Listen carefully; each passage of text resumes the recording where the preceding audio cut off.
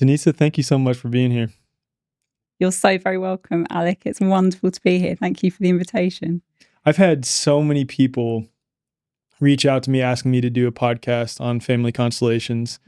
And so I finally just put an ask out on social media because it was hard for me to sort through who would be the most appropriate person to talk to on this. I saw a few different people offering family constellation services and things like that on social media, but there wasn't anyone.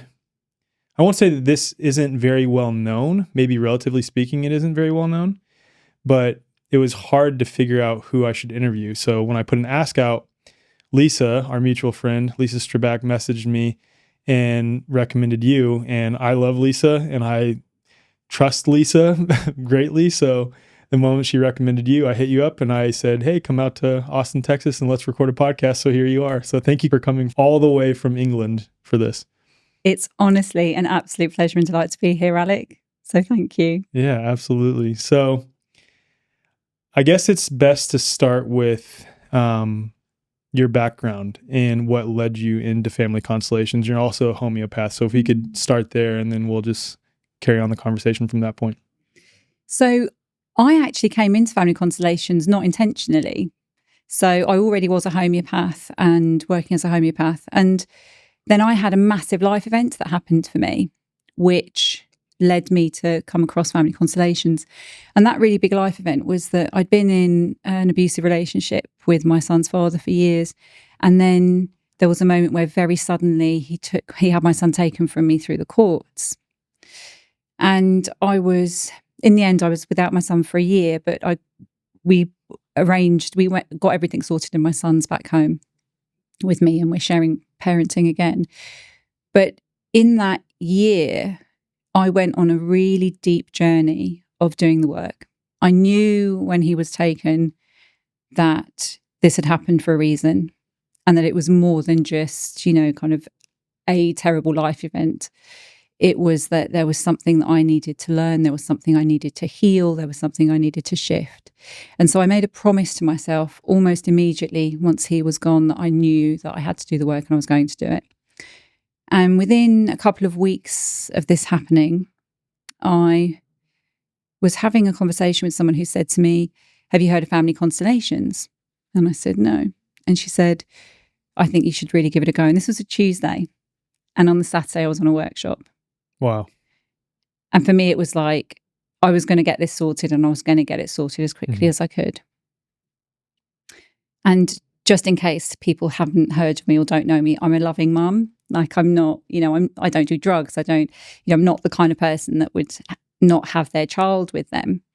Was it related to, I don't mean to be like too personal, but was it related to differences in perspectives on health or anything like that? No, it wasn't. Actually, I'll explain what I learned because I think actually it's a really important question. But I think if I give the context first about what family constellations did for me. So I went along on the Saturday and that first constellation was really uncomfortable actually, because one of the things with constellations is they're about the field or the morphogenic field, I guess. The field wants you to know the truth. And it wants you to know the truth about why you're experiencing the situation that you're in.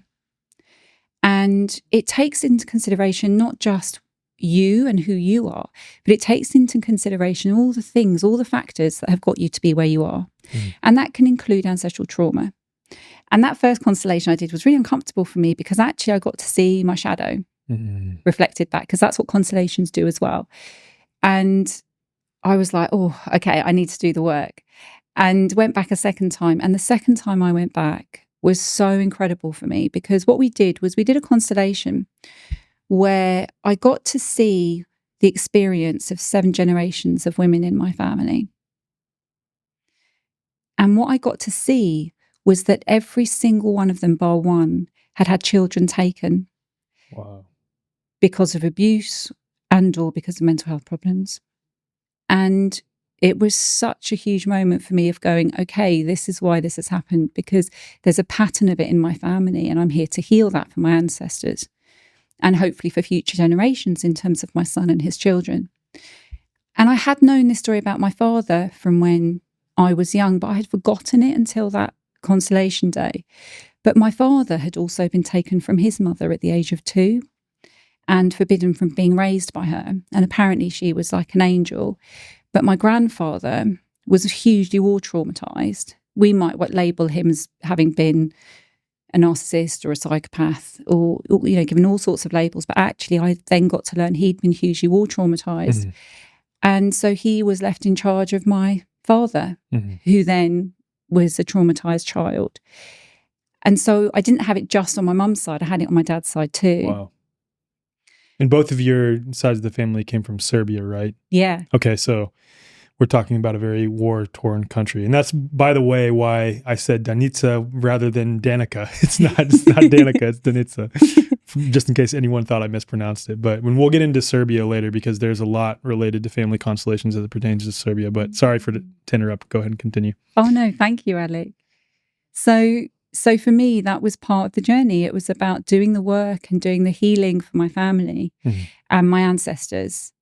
And it's an absolute miracle that my son is home, that we've resolved things, because I've also learned in the process of all of this experience, I discovered that it's basically an epidemic in family courts, that narcissists and abusers have learned how to use the court system to have children taken from loving parents.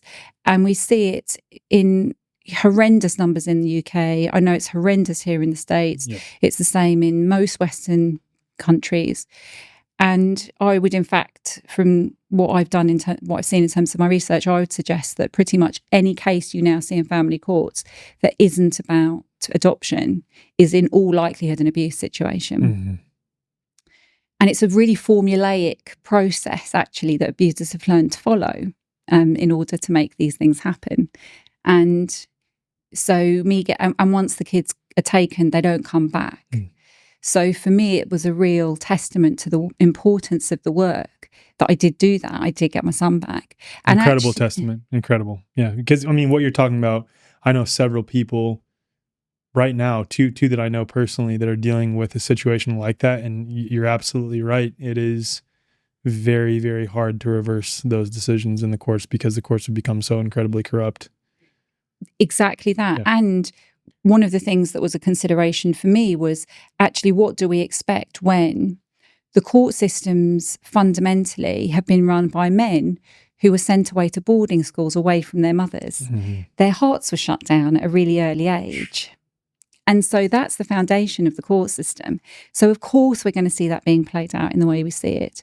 But also it feels really important to name at this point in time that I've come to peace with my son's dad. And we've walked through our own separate journey because I got to see how he was enabled to do that by the system. He wouldn't have acted in those ways if we lived in communities where we were speaking together, where we were held by a circle around us that said, hang on a minute, we're not having this behaviour here because the child needs to come first. But what we live in is a world that enables these behaviours and facilitates these behaviours. And I had a really amazing experience in a constellation. I'll explain what they are in a moment. But I got to represent in a constellation where I was representing what it means to be a man and connected to the consciousness of men. And of course, it's part of a spectrum. It's huge. You know, being a woman's no one thing. Right. But what was amazing for me as a woman to have that experience was to stand in a room and go, all this space here is for me.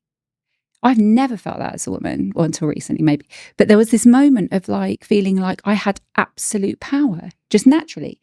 I had a place in this world. I had no anxiety, you know, which is a joke that was made beautifully in the Barbie film about how women just live with this constant anxiety. I was like free of all of that. And I just had a place for me in this world. And I felt powerful. And I could stand where I wanted. I could go where I wanted. And then I had this incredible insight where I had this moment of going, yeah, I can just have everything I want. And then got to understand how easy it must be when you feel that sense of power. And then someone says no to you. It can become really easy to go, well, I'm just going to take that thing that I want because I'm powerful and I can. And I'd never understood that before. And we live in a world where the systems themselves feed that. And so we've gone completely out of balance. And I'm really grateful for that insight in my journey with constellations. So for me, the court system and what it does, my ex and his journey, I can see exactly what happened for him through his family roots to take him to where he was. And it was also just as important for me to find a way that was beyond being a victim, that was about being able to come to peace with what had happened. And actually the difference that discovering constellations has made to my life and the impact that I can make in my work, I would have had none of this had all of this not happened. So for me, there's this piece around, I wouldn't wish my experience on anybody, ever. And at the same time as that, I can see that there was a purpose and a meaning behind it. Beautiful. Beautifully said. Yeah. And I want to get into later when we sort of get into the trauma, healing it, generational trauma, etc., the difference between accepting and acknowledging and condoning, because there's a fine line there. And I know that likely pertains to your situation as well. Okay, so to sort of open the conversation up, because this is largely about family constellations, we'll touch on homeopathy as well. I have to ask the opening question for those who are listening. What is family constellations? So family constellations are a way of bringing healing that was developed by an incredible German psychotherapist called Bert Hellinger, who had decided at the age of 7 that he wanted to be a priest. It came from a very, very strict or committed Catholic family. They were really kind of embedded in being Catholic. And he grew up in Germany at a time when Adolf Hitler had risen to power. And being a religious family, it was really difficult for them to see this kind of nationalistic socialism that had come through Adolf Hitler. And even though he decided he wanted to be a priest, he ended up, of course, being conscripted into the army. And he was picked up by the Americans and made a prisoner of war in Belgium towards the end of 1944, and he escaped just before the war ended. And then when the war ended, he returned to Germany, studied to become a priest, studied theology and philosophy and English. And then once he had finished his training, he went to South Africa, and he lived with the Zulu people for 16 years. And he studied how they dealt with conflict, how they dealt with every aspect of life, of course. And he never at any point claimed that what he then went on to teach as family constellations was actually what the Zulu people do when facing difficulties and challenges. However, whenever I speak to somebody who has come from South Africa and understands the traditions of the Zulu people, or is actually Zulu themselves, they've always said that what they see in family constellations is completely and utterly resonant with how they understand life. Wow. And he claimed that, and he talked about the importance of this being something that is resonant with traditions from around the world, tribes around the world. He gave a talk to some Taoists who again felt the resonance with this work, and they felt very much that what he was doing with family constellations was representative of Taoist philosophy and practice. And so there's this piece here that this may have come from and been inspired by his time with the Zulu people, but it actually transcends any one nation or any one tribe. It's about going back to an understanding of what it means to be truly in connection, with having meaning at the center of our lives, with being able to look to really wise ways of dealing with challenge and conflict.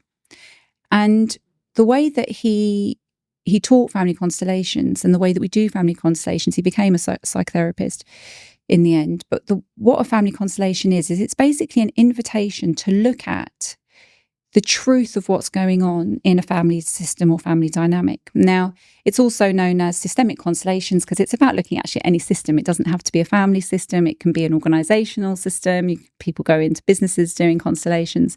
It can be any type of a constellation where there's basically a field and a connection. Now, what it would look like in practice is that, say you were doing a constellation in a group of people, and one person comes along and says, I've got an issue with this in my life. And the facilitator will say, well, tell me a bit more about that.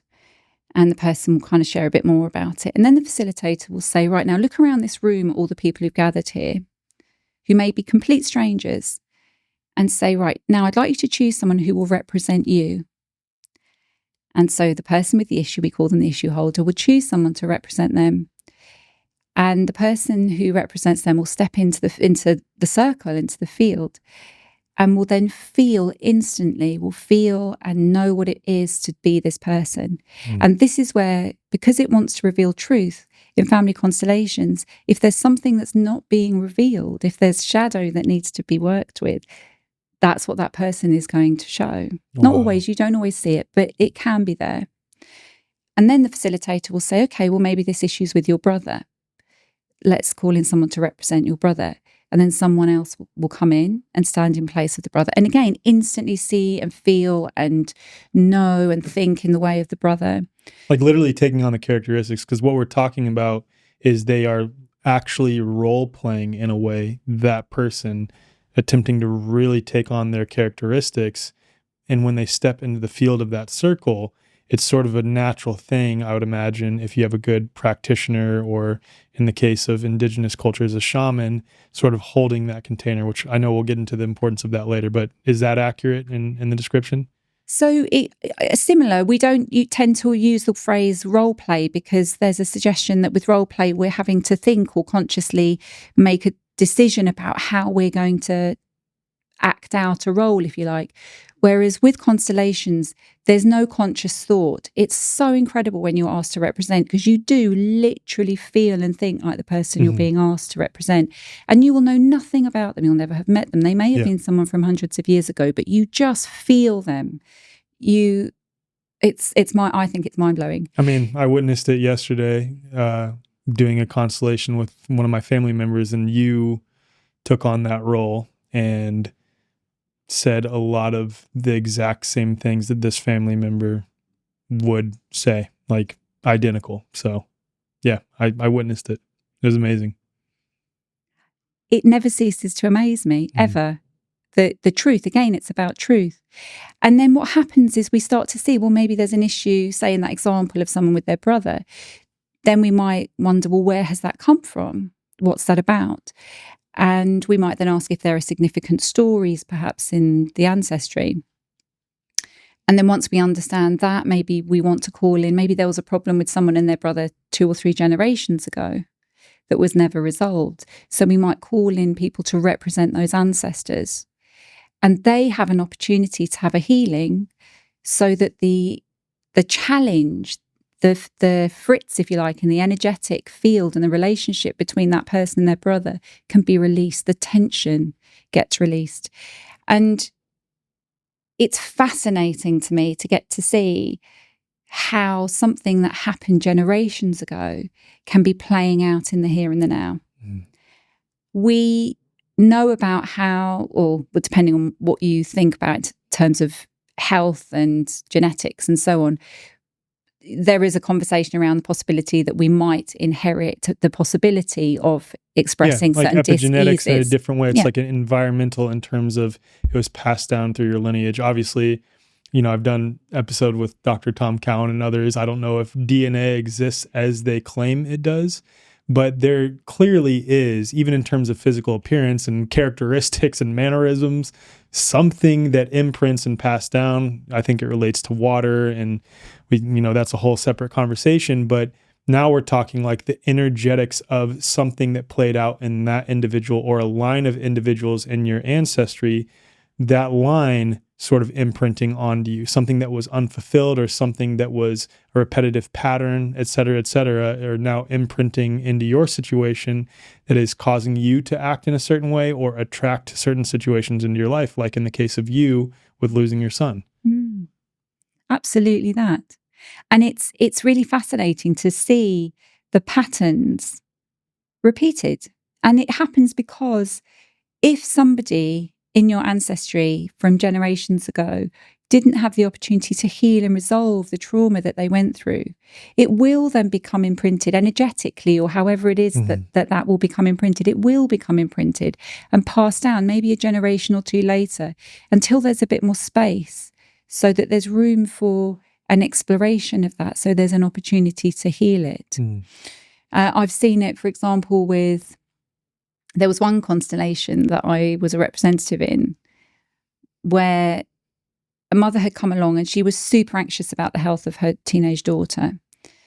And there wasn't a particular reason that we could see or hear or understand in terms of the why in this lifetime. It wasn't that the daughter had any particular health conditions per se, but the mother had this incredible sense of anxiety.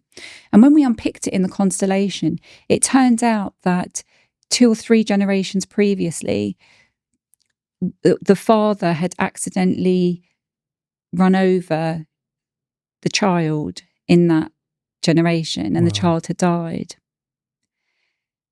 And of course, that would have been hugely shattering for the whole family. And what happened was we got to experience the grief of the mother and her rage with the father that it seemed had gone unexpressed fully. And we got to see his grief and also his regret and his desperation to say sorry and be heard saying sorry and witnessed in his grief. And then we got to reenact, if you like, or bring to peace the death of the child. And they all got to properly grieve. And the shift in the mother who originally came along it was incredible to see what then happened for her and how she transformed because of it. Because there'd been this anxiety about health and the safety of the children that had never left in that trauma until that point. So in a way, it's almost like, I won't say a form, like it's similar to past life regression in a way, but it's not about necessarily your individual past lives for you as an individuated soul. It's more like what in your lineage was sort of passed on to you. And I guess I'll just bring up the water thing because it's relevant and it relates to homeopathy too. But I mean, I look at it like, so you as the father and mother of a child are carrying in the waters of your body the imprint of the various things that have been impressed upon you in your lifetime, and also the lineage before you, because ultimately you are an amalgamation of your father and mother and their imprint, but then having your own unique individuated soul coming into that, maybe bringing in the bioenergetic imprint of your previous lifetimes, if that's a thing, and sort of are an amalgamation of all those things at the outset. And then your experience throughout this life with that foundation imprints upon the waters and makes it vary and flow in a variety of unique ways. And so ultimately, the waters of that, given that you're an amalgamation of the two, are passed down from generation to generation. So for better and for worse, in this case, you could say for worse, although it's an incredible teacher like you brought up, that imprint is still in you in many ways. And I won't go off on too big of a tangent on this part, although I've already gone off on a tangent on water. When I mentioned to you that I did a psilocybin ceremony with my wife, and in that ceremony, it was beautiful at first, but then the second half was incredibly dark. And like I said, I remember taking my eye mask off and sort of sitting back and saying, oh my God, like I am fundamentally evil. I'm evil. I shouldn't be a father. I shouldn't be a husband. And what I started realizing as I was experiencing this, because all I felt were just like this toxic, like aggressive, angry male energy around me, is that this was me addressing what I think was, whether it's entities or something like that, but more so the energetic imprint that is in the waters of my body on the male lineage on the Serbian side of my family, because I am also a Serbian, and I know you know what that's like too, with respect to the Serbian male energy. And it's ultimately coming from a very war-torn country. And you brought up yesterday, and my brother made me aware of this recently, that the name Slav ultimately is derived from slave.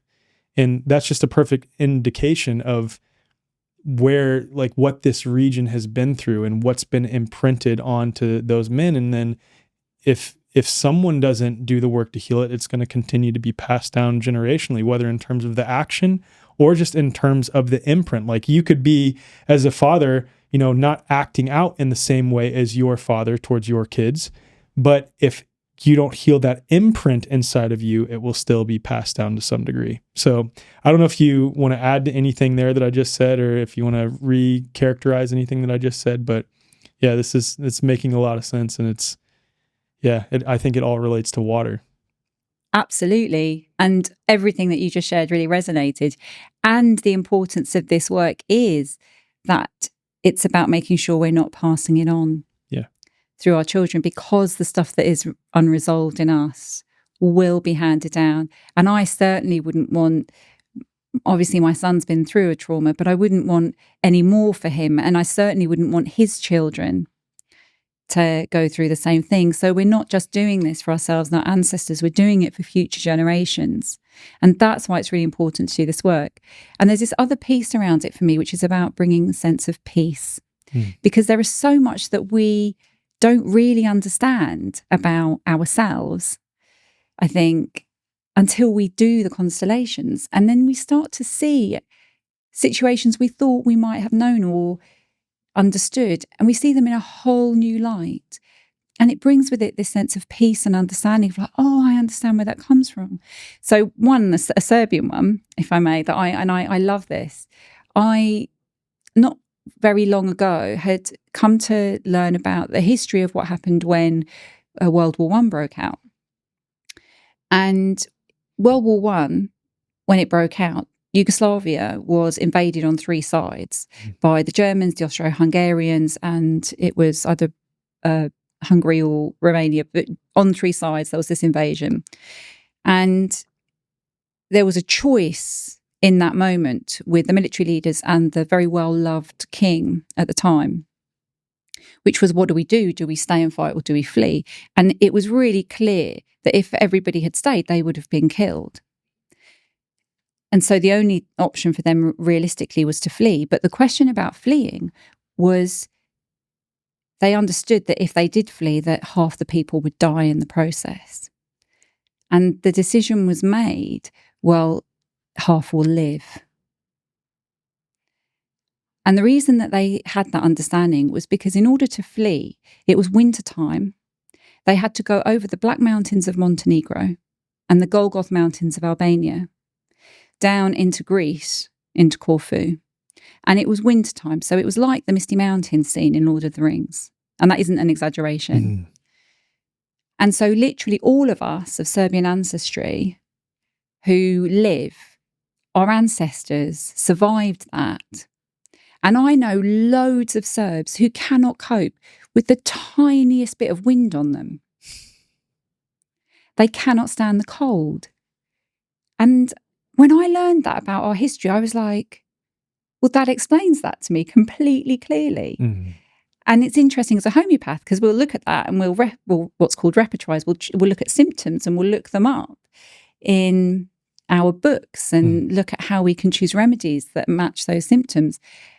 And yet none of it will explain that actually it's come from an ancestral source, that if someone has a symptom which is aggravated by cold or aggravated by cold wind, there's nothing in the books that will help us to work with that if we don't understand that that may have come from an ancestral situation.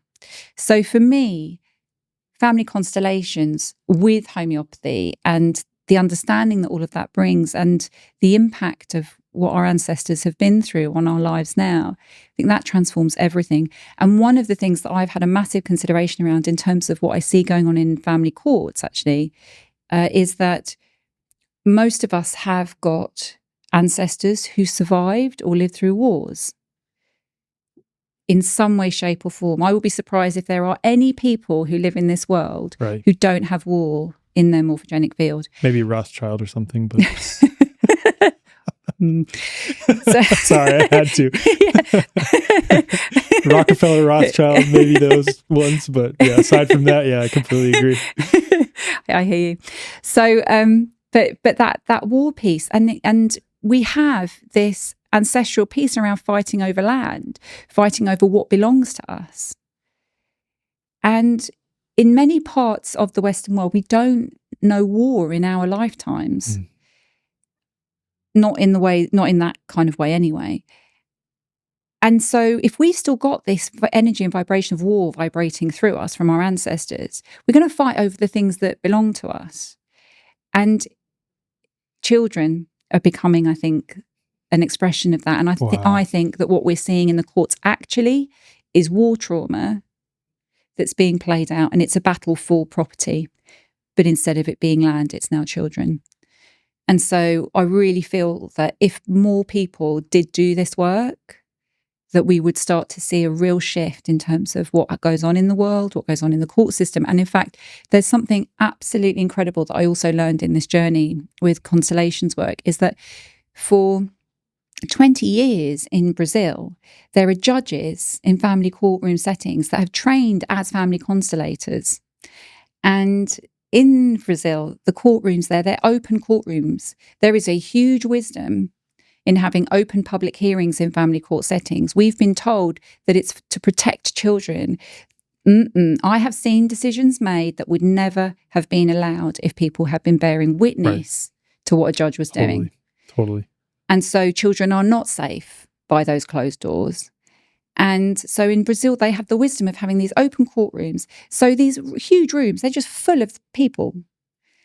And these trained judges like Sammy Storch and Federico Ciongoli and others, what they do is they will have the mother and the father there who are having this court hearing. And then the judge will call out somebody from the audience and say, right, who would like to represent the mum? Who would like to represent the dad? Who would like to represent each of the children involved in this family situation? And there and then in the courtroom, they do a live constellation. And the truth of the situation gets revealed. And the judge doesn't make a judgment. The judge makes a decision that's based on wisdom and love and understanding and compassion and all the things that we would hope that a judge would use in making a decision that's about the best interests of children. It's incredible. And they don't just do it in family courtroom settings. They do it in the criminal courts as well. It's moved into criminal courts. Wow. And so what you've got is these gangland, say, kids who've got involved in gangs who are full of rage and anger and hatred and all the things that comes with and is an expression of. And maybe they never got told that they were loved by their mum or dad. Maybe they never felt loved in this world. And so it's their coping mechanism. And then they have a constellation where someone represents their mum and someone represents their dad. And maybe the representative of the mum is able to say to this young kid in the criminal system there, is able to say, you know what, I couldn't tell you that I loved you because of this thing that happened to me. Maybe they'd been assaulted or violated or something had happened to them. But maybe they're in the constellation. What will happen is the representative will be able to say, this painful thing happened to me. And so I lost my connection with love. But let me tell you, I wanted you and I loved you. And just to hear that, and these young lads will just break down and cry and have the healing of knowing what it is to have someone tell them that they love them and it be a representative and for them to be at peace with why their life was the way it was. And they're turning away from life of crime. And it's not just in Brazil. This is moving into Mexico. So there are judges in Mexico who are doing this too. And to me, it's some of the wisest actions that we can take. And it goes back to the wisdom of tribes, the wisdom of indigenous peoples around the world. And we've tried to be all like civilized and try to make the world better in so many ways. But what we've done is we've come away from the incredible wisdom of these First Nation peoples who really know what it is to hold space together as a community and do things from a place of love. Oh, man. I mean, there's so much there, like just the absolute beauty in that of reframing what a court could look like.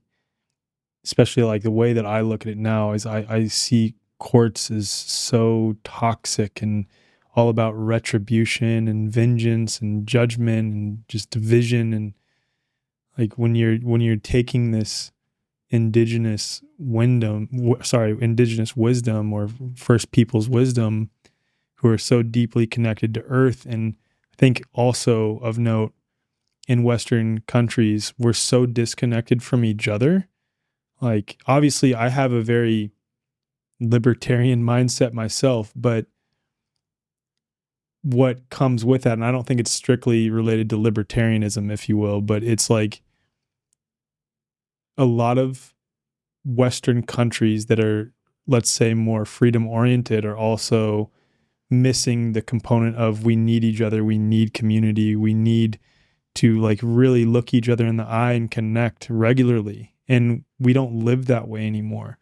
And I think these First Nations people across the world did the exact opposite of that. They were so linked together in community. And so even if I would imagine someone did something wrong within the context of that community, it was about coming back into harmony with each other and really like trying to make right a situation, seeking remedy for any controversy that arises. And it's the exact opposite of that in most court systems now. And it's just really beautiful to see this being brought into places like Brazil and Mexico. Man, I just think the effects of that over the course of time are going to be incredibly, incredibly impactful. Like, it can't not be. Yeah. So with Family Constellations, so like I said, I only have one experience of it, which was yesterday with you. And I'm sure there are people listening that may want to know, like, if you're doing a constellation related to a family member, right, that is not present, or maybe a family member that's passed on, or maybe, you know, in my case, I have really no means of communicating with this family member. But I know there's, I don't know now, but before yesterday, there was definitely some stuff there related to that family member, right? Some things that I felt were totally unresolved. Can you just share some examples of how this goes beyond placebo? And I want to say, even if it is placebo, and what I mean by that is, okay, so I did one in relation to a family member yesterday, and I feel so much lighter, genuinely. And that's what I told my wife yesterday. That's what I kind of told you. And I kind of felt weird because I'm like, am I supposed to just feel very still? And you're like, yeah, that's amazing. I'm like, okay, good.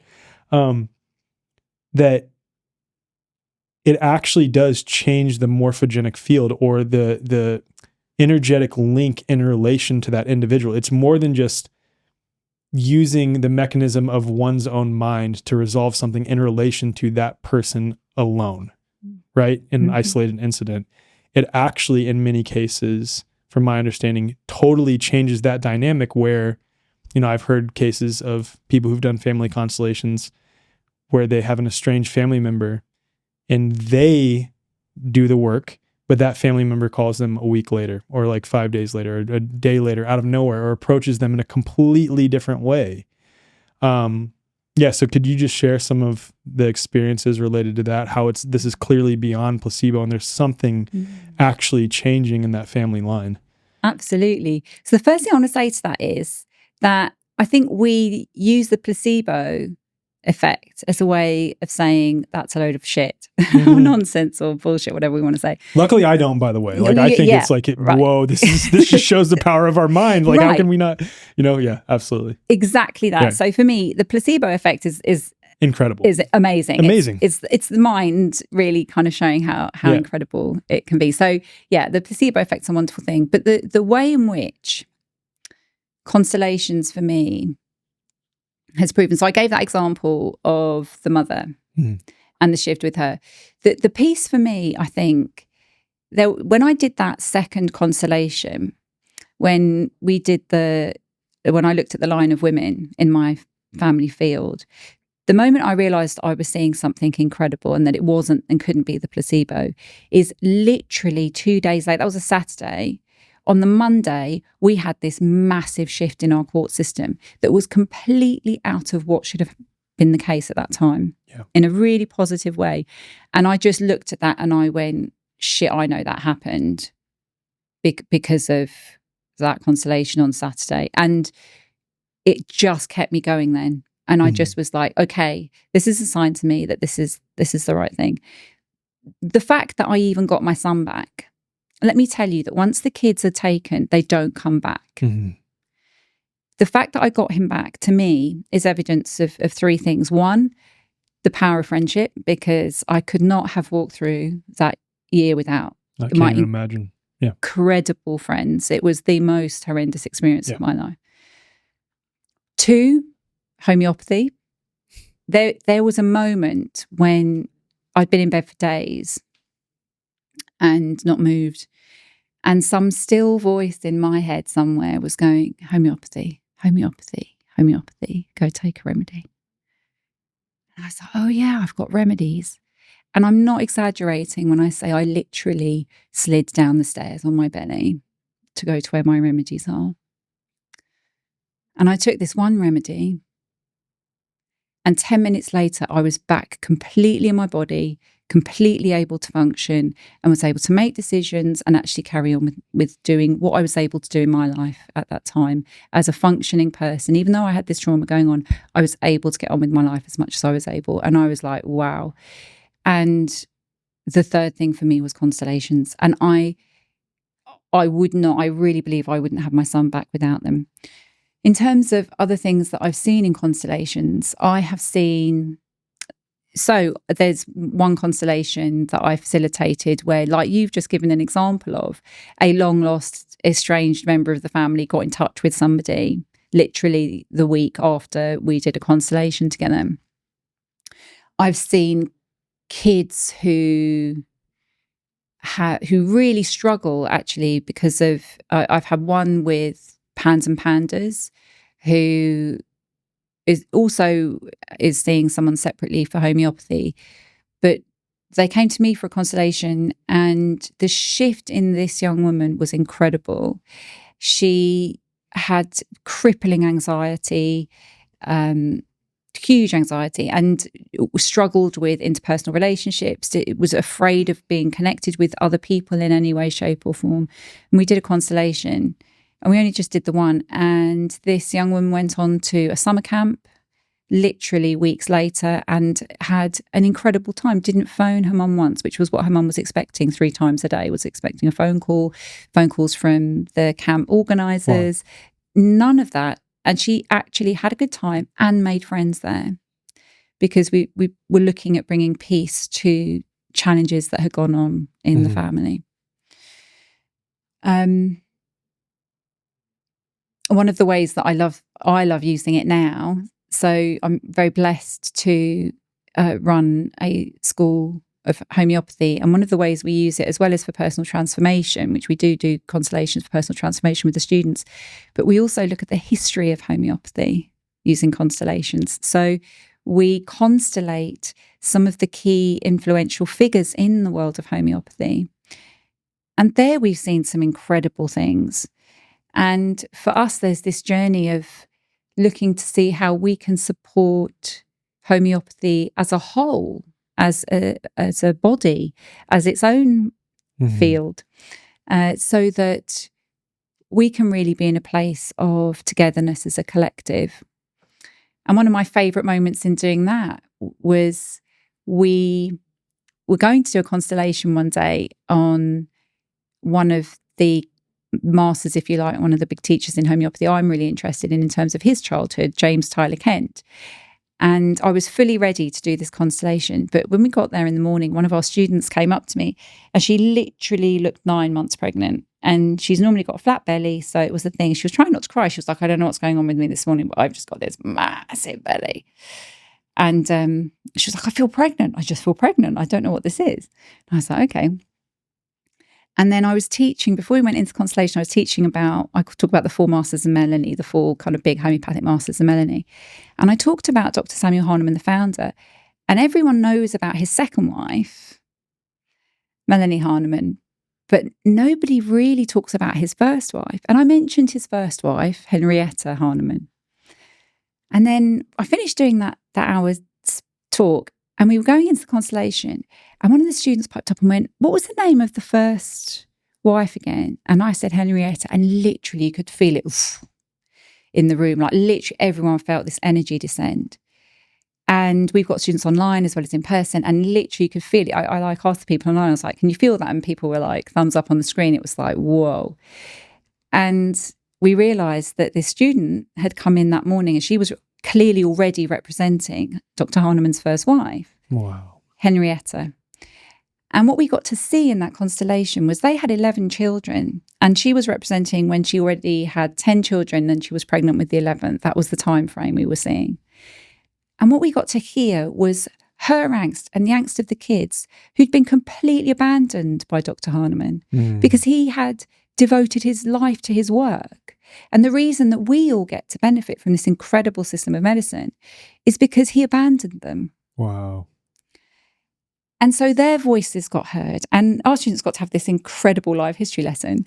And so what happens now is that every time we gather, we always begin the day with a blessing and a connection with all of our homeopathic ancestors. But we now also give thanks always to Henrietta and their 11 children. Wow. For the sacrifice they made, essentially. Yeah. Yeah. Wow. And so there's this peacefulness that comes, this understanding of what people's journeys were that have influenced us now here today, and this reverence that comes. And for me, we live in a world where there's such a lack of peace. Yeah. I had this amazing moment where I'd always want, my father was violent. We've talked about this, and I always wondered about my grandfather who'd taken him, you know, and I always saw him as a monster. I didn't really know him. I met him once. But to me, I always had this thought that he was the monster who monstered the monster that was my dad. And then I got to constellate my grandfather. I got to actually be him in a constellation. And I got to experience that he was a child in war and that his mother had gone out and he was hiding under a table. And in the constellation, what I got an experience of was that either she'd been shot or that either seriously hurt or just missed being seriously hurt, but that there was all this gunfire around him and he was terrified for his mum's life. Mm-hmm. And he was tiny, and I got to see the point at which he broke and that he became traumatized, and the peace that gave me. I was like, oh, I don't have to be angry with my dad and my granddad anymore. I can be completely at peace and wish them well. And for me, there's this, the patriarchy wants us all to hate each other. Its single modus operandi is divide and conquer. But when we can move beyond hating one another, when we can move beyond being angry with one another, that peace is, there's no price for that. You can't buy that. You can't go into a shop and pay for that. But to feel it, the difference that makes in our lives, to feel that peace is incredible. Yeah. Man, there's something about, like, even you in the 2 instances with the gangs in Brazil and the kids who are experiencing that and the hate and rage they're filled with, or even in the case of your family members, that like makes me so emotional. And I don't know if it's because of like my upbringing, or I think like I had such a huge revelation myself outside of the realm of family constellation, but I talked to you about it with respect to my own dad. And, you know, I had a really rough upbringing coming really from both sides of my family. But my dad was violent and aggressive, and it was very traumatic as a child. But in the midst of doing like my healing work as it pertains to my dad, I didn't speak with him for nearly 4 years. And in that time frame, a lot of healing was done with respect to my relationship with him. And I don't think it was like consciously I was trying to put myself in his shoes in order to, you know, like feel better. It wasn't a conscious thing. It was more that a byproduct of me sorting out my childhood and reparenting myself, doing some meditative reparenting, did things like EFT, MDR, and other things like this. But really learning to feel those feelings naturally made it so that I reflected on my dad's upbringing as well, and how he was brought up and what he was exposed to. And luckily I know exactly what my dad was exposed to, and it was incredibly traumatic for him as well. And in that process, and it took some time to work through those emotions, I got to a position of a lot more acceptance for my dad, despite what I had gone through, despite all of the things that I had been exposed to and how he treated me. Just a true state of acceptance. Like, man, like, I mean, I know because I've gone through it, but like knowing what he went through, like, can I blame him if he didn't have the tools and resources to know any better for behaving the way that he did? And what was so incredible is that when I got to a point of genuinely forgiving my dad, like not knowing that if I was ever going to speak to him again at this point, but genuine forgiveness for him.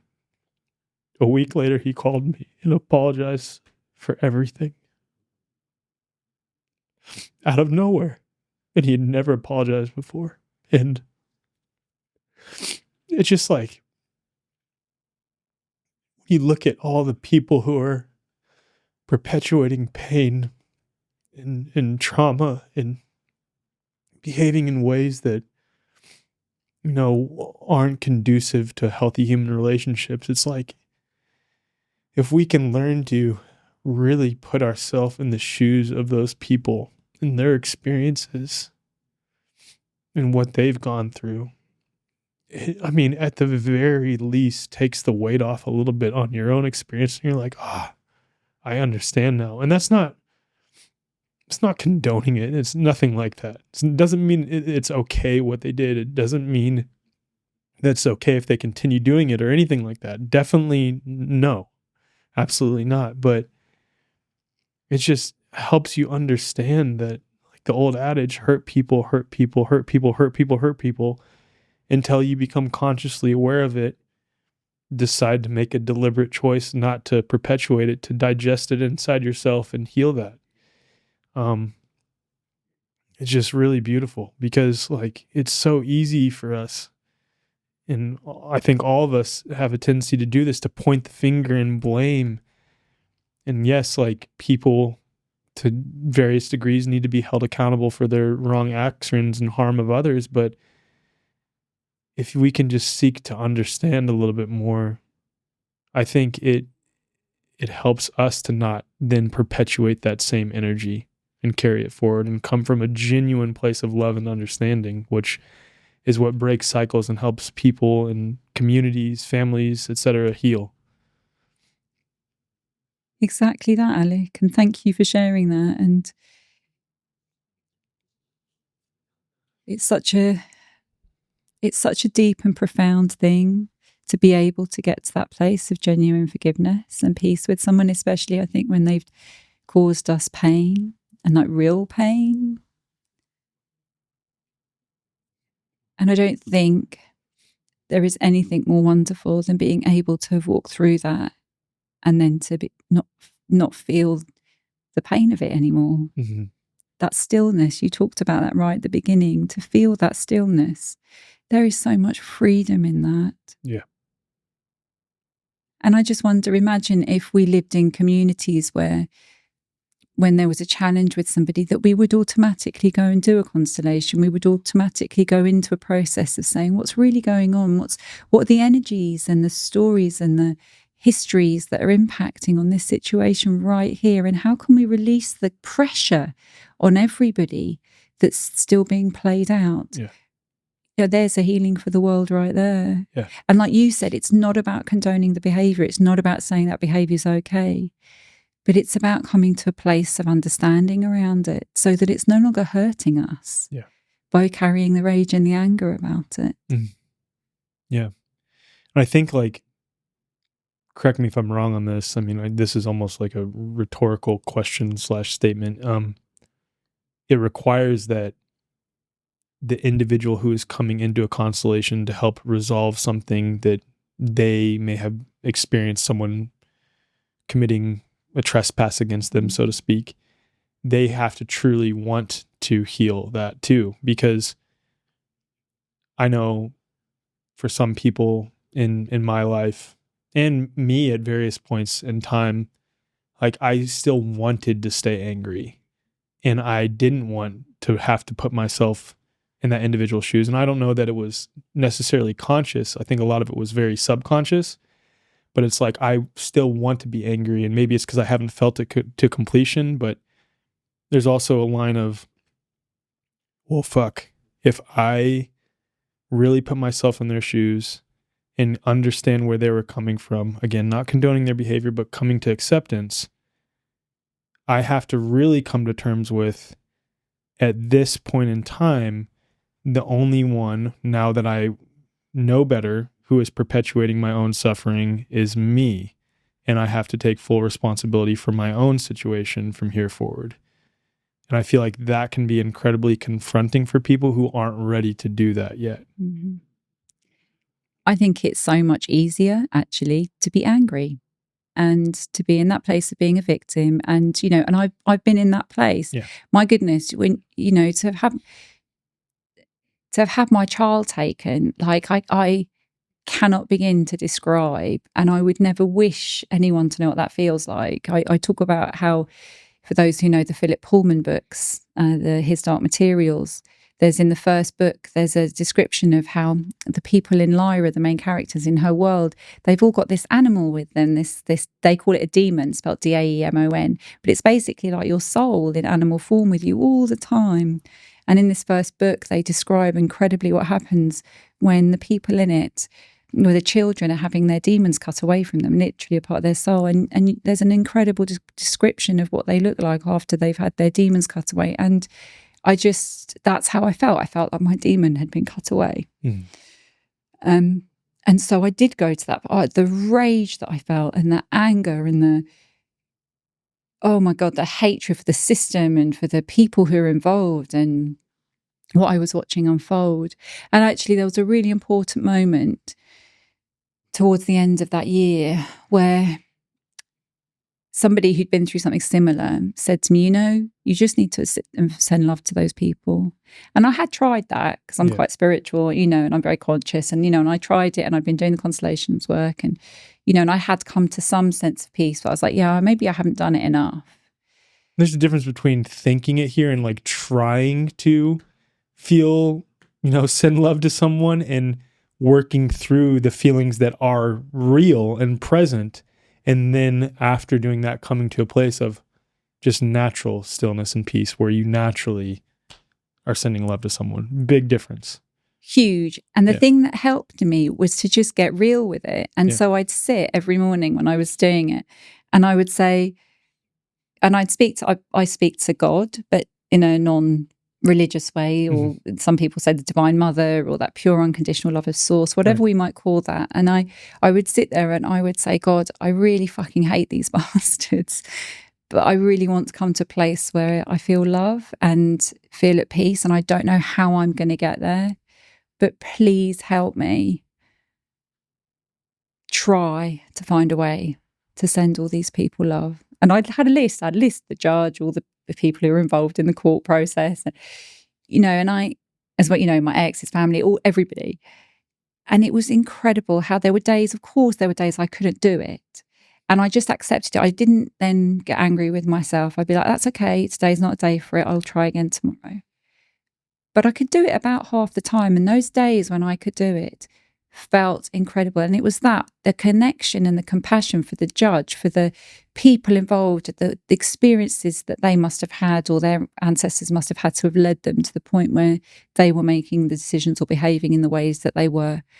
It was, again, it's about feeling free. It brings such a sense of freedom.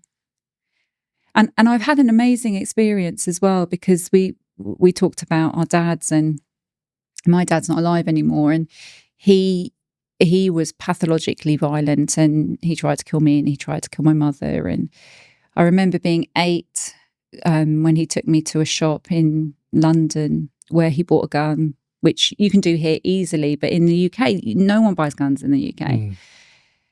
And I remember being 8 and he was buying this gun, and I remember having to excuse myself to sit in the car because I didn't want him to see how much I was terrified and in hysterics crying, because I knew that would place me and my mum at risk if he could see my reaction. But I knew he was buying that gun for her. Wow.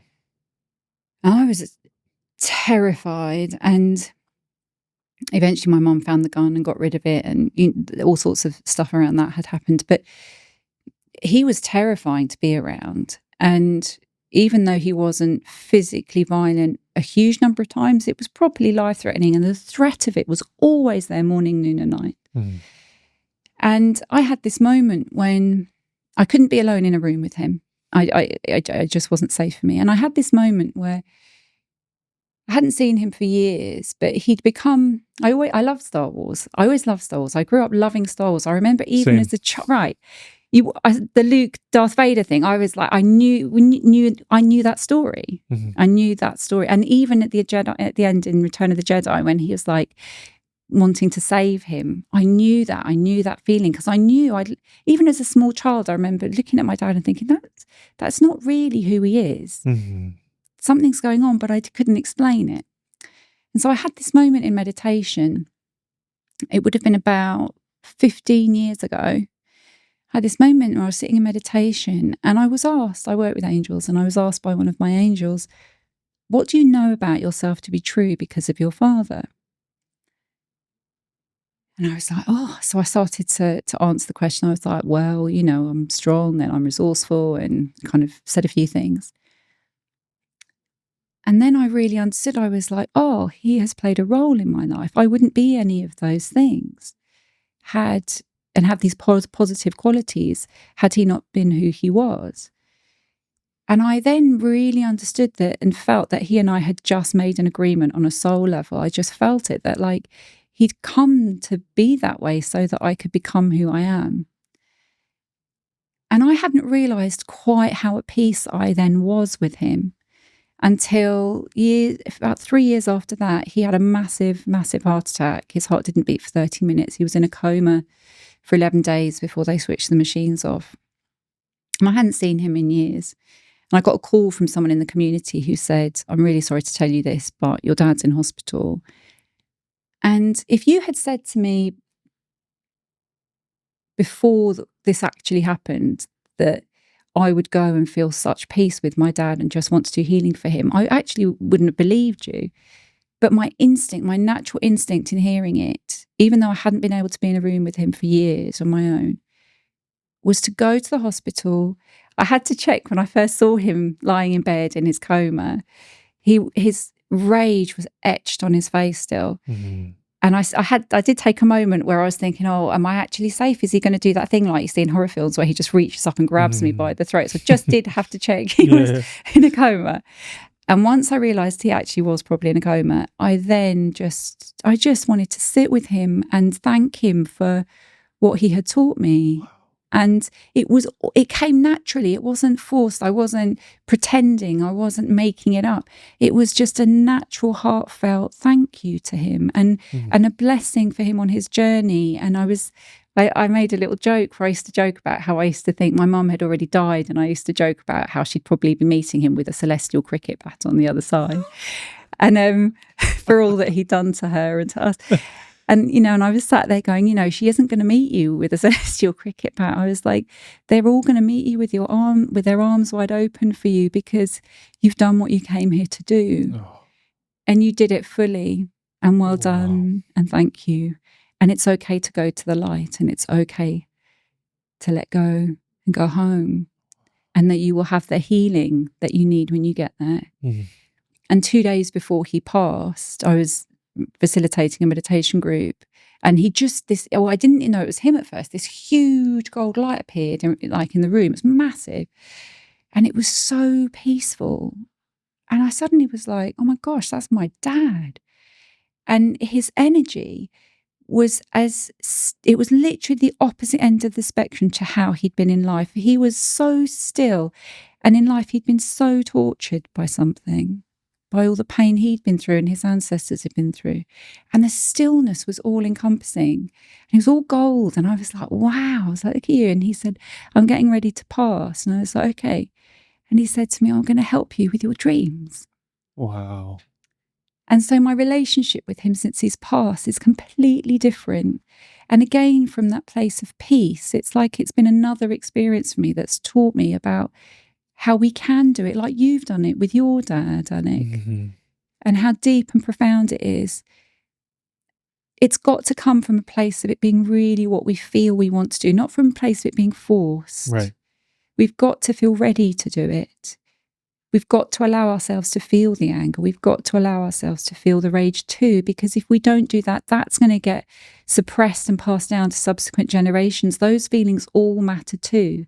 But when we have felt all that enough, to come to peace, to come to understanding, to being able to let go, what a difference that makes to this whole world, to just clear some of that angst from it. At this point in history, community is essential. And as the world shifts in ways we never imagined, finding spaces that foster true connection with like-minded people is more important than ever. Join us this year for our 3rd annual Confluence Festival, May 7th through the 12th in Bandera, Texas. Confluence is a transformational gathering where a like-minded community comes together on a stunning regenerative farm just outside of San Antonio, offering the perfect opportunity to connect deeply with nature, paradigm-shifting knowledge, and one another. With multiple offerings running simultaneously, Confluence features a dynamic mix of lectures, workshops, live music, movement classes, and more, covering topics from circadian biology and consciousness to dome building and regenerative agriculture. Attendees are encouraged to CYOA, choose your own adventure, ensuring a truly personalized experience. This year, we are so stoked to welcome Dr. Diane Hennessy-Powell, a leading neuroscientist featured in the viral Telepathy Tapes podcast series, sharing her research on the science of telepathy and expanded consciousness. Dr. Gerald Pollack will reveal his groundbreaking work on the 4th phase of water, reshaping how we understand biology and energy. We'll also be joined by Dr. Kelly Brogan, Eileen McCusick, Veda Austin, Tom Barnett, and many, many more incredible workshop leaders and lecturers. Plus, we'll have live musical performances from Lincoln Jesser, Headflux, DJ Mike Winter, Joel Raffiti, and several other incredible musicians and performers. And when it comes to nourishment, we believe food is medicine. I promise you will not find better food at any event you attend. The full-scale restaurant on site serves farm-to-table meals with ingredients grown and raised right on the property or sourced from local farms, providing a deeply nourishing experience for both body and spirit. And our event accommodations are designed for every comfort level. Camp under the stars, stay in a cozy tiny home, enjoy luxurious glamping, or park your RV. If you prefer a hotel, we've got you covered with nearby hotel options as well. And your whole family is welcome. Our unschooling village, led by experienced guides, provides engaging activities for kids aged 2 through 12, ensuring that parents can fully immerse themselves in the experience while their little ones learn and play in a supportive environment. Come be a part of an unforgettable event surrounded by like-minded community where we gather in celebration of health, freedom, and coherence. Visit confluenceevent.com or head to the show notes to learn more and reserve your spot today. Hey y'all, I'm here with Melissa Kupsch from Remedy Academy of Homeopathy. We are so stoked here at The Way Forward to be partnering with Melissa and Remedy in order to spread the message of homeopathy across the world, and also to partner on the eventual development of healing centers across the United States. People are pretty quickly coming to realize that frequency is the future of medicine. We are witnessing the great resurgence of homeopathy right now. We're really moving away from that suppressive medical model, whether it's for eczema, asthma, hormones, fertility, anxiety, depression, trauma, whatever it is, it all starts as energy in the person's field first. If we change our field, we can completely change our life. Our 2-year academy is open worldwide to anyone who wants to become a homeopath. We've got 5 lecturers and we currently have over 500 students enrolled, which is record numbers in our field. A career in homeopathy is amazing for anyone who wants flexibility in their work and who wants to be valuable in creating this new world. We have stay-at-home parents enrolled. We have ex-medical professionals, grandparents signed up who want to learn how to heal their grandchildren and pass on that invaluable knowledge. We even have husband and wife teams. So my husband enrolled in the course with no prior knowledge of health as a background, and he is loving it. Kylie is also enrolled as well. So my partner is, and she's so stoked to become a homeopath and to be helping to spread this message across the world. The thing that we hear from so many of our students is, I found my thing. Homeopathy is the key. We harness frequencies from nature and we alter the field of all creations. So if anybody wants to join us or they want to know more about it, they can visit our website. Yeah, and all that information will be in the show notes. So if you want to learn more about Remedy Academy, also RMDY Collective, also some of the homeopathic products that they have, please just head to the show notes. All of that will be listed there. You know, you said something there related to your dad when he was in the coma. And you said that thank you, and that your ancestors would welcome him with open arms because he's come here to play the role that he's played. Mm.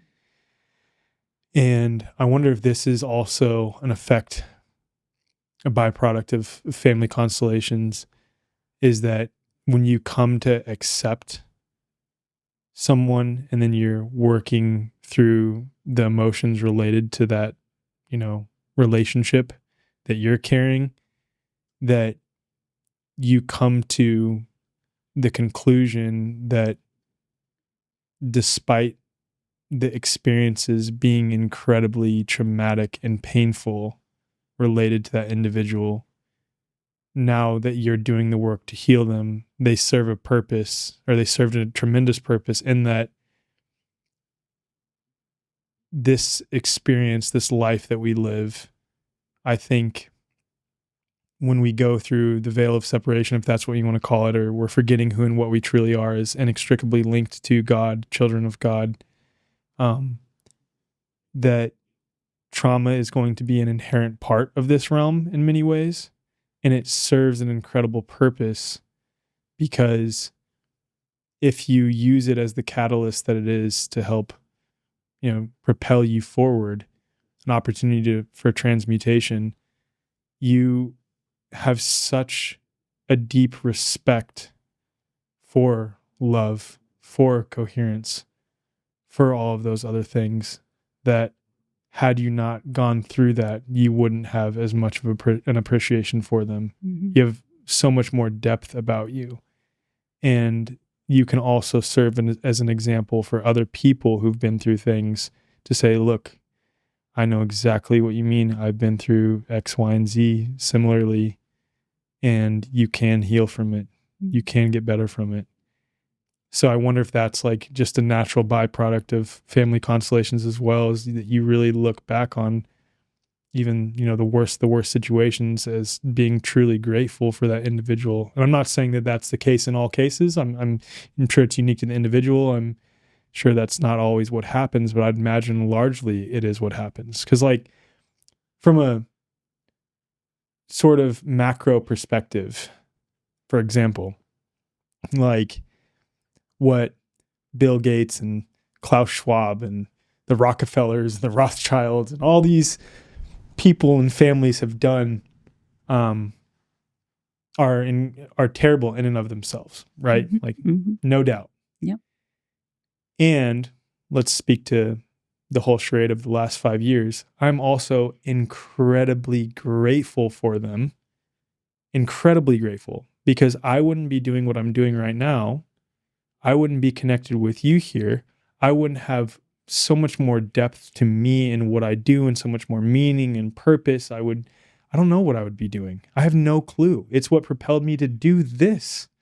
And that is incredibly beautiful, because I used all of that as an opportunity for transmutation. And it can be both that, damn, that was really fucked up, for lack of a better term, excuse my language, what happened related to that.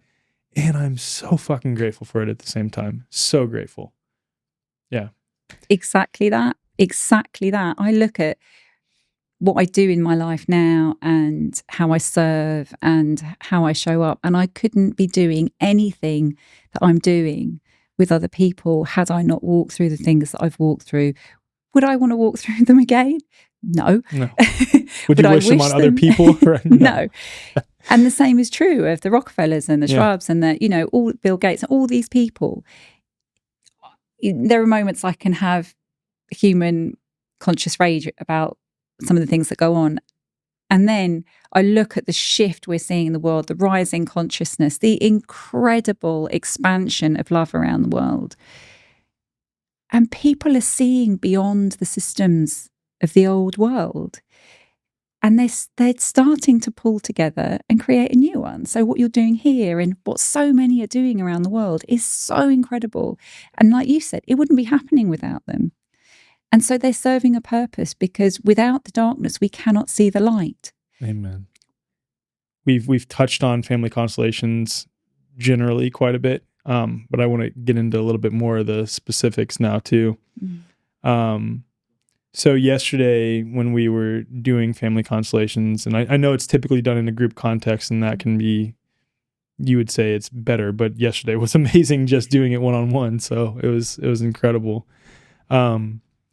But you had me put out literally a family tree with objects, like showing my line. So can you talk to me about the purpose of that and what that's intended for? Absolutely. So when I do constellations one-to-one, I use essences that I lay out to represent, and we can use any objects. We can use crystals or rocks or stones or anything, actually, bits of paper. But the purpose of plotting out a family tree is that I like to do that. Not all constellators will always do this. But I really like to do it because when I can then see the family tree plotted out, I can feel exactly where the trauma happened. And I can go to that place. So there was an amazing moment actually in your constellation, if it's okay to share, where a bottle fell over. Yeah, that bottle fell over. That bottle fell over. So we've been putting bottles out, and this one bottle fell over, and it was 4 generations back. And there was this moment where I was like, that's where it was. That's why the bottle fell over when we were placing it in the first place, because this was where the trauma happened. And what's so interesting on that too is even before the bottle fell over, I was intuitively feeling that as it relates to this family member, it was in that family member, that specific side of things. That's what I was intuitively feeling, and that's the bottle that fell over. So it was pretty amazing. It's an incredible thing to watch, and it always comes back to truth. Our ancestors want us to be able to heal it because they're still feeling the vibration and the torture of it. And on some level, their soul isn't at peace. So actually, it's a wonderful thing for them when we get to do this and we get to shift and release that awful trauma or that tension, whatever it is that's there. So I like to do it because I can feel where in the family tree the break, if you like, happened or the trauma got embedded. And then we can just go straight there and we can do the work with that ancestor. We can find out what happened to them, what they need, how they can move forward, really, how they can release that. And also it's really important to do because there's another piece in the teachings of Family Constellations work, which all Indigenous tribes will understand, is that our ancestors want to bestow their blessings on us. They want us to feel their blessings. But if we are traumatized ourselves, if our ancestors traumatize us or our parents may have traumatized us, we may disconnect from that part of the family and we might push that relative away. But actually what it does is it also pushes away the blessings from ancestors connected to them that could flow through us. Wow. So for example, my surname for years was just Apolline, which isn't my family name. My family surname is Matić. That was my father's name.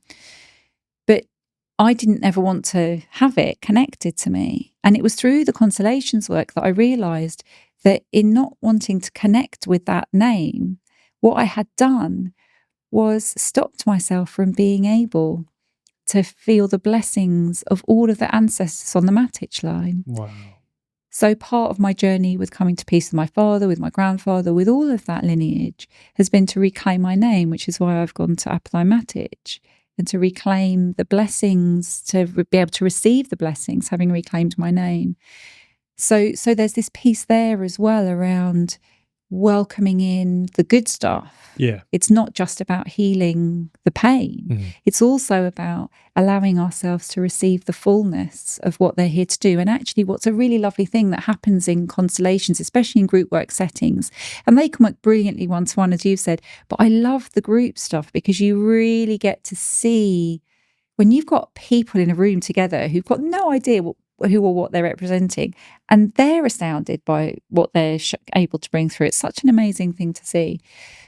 And in a group setting, what often happens is the people at the very core of the trauma, whoever they are, once there's been a release of the tension in the field, what will happen is all the other people who are represented, all the other ancestors that are represented in that constellation, they will come around naturally, not because the facilitator has said a word, but there's a natural movement of love. Wow. Love wants to flow.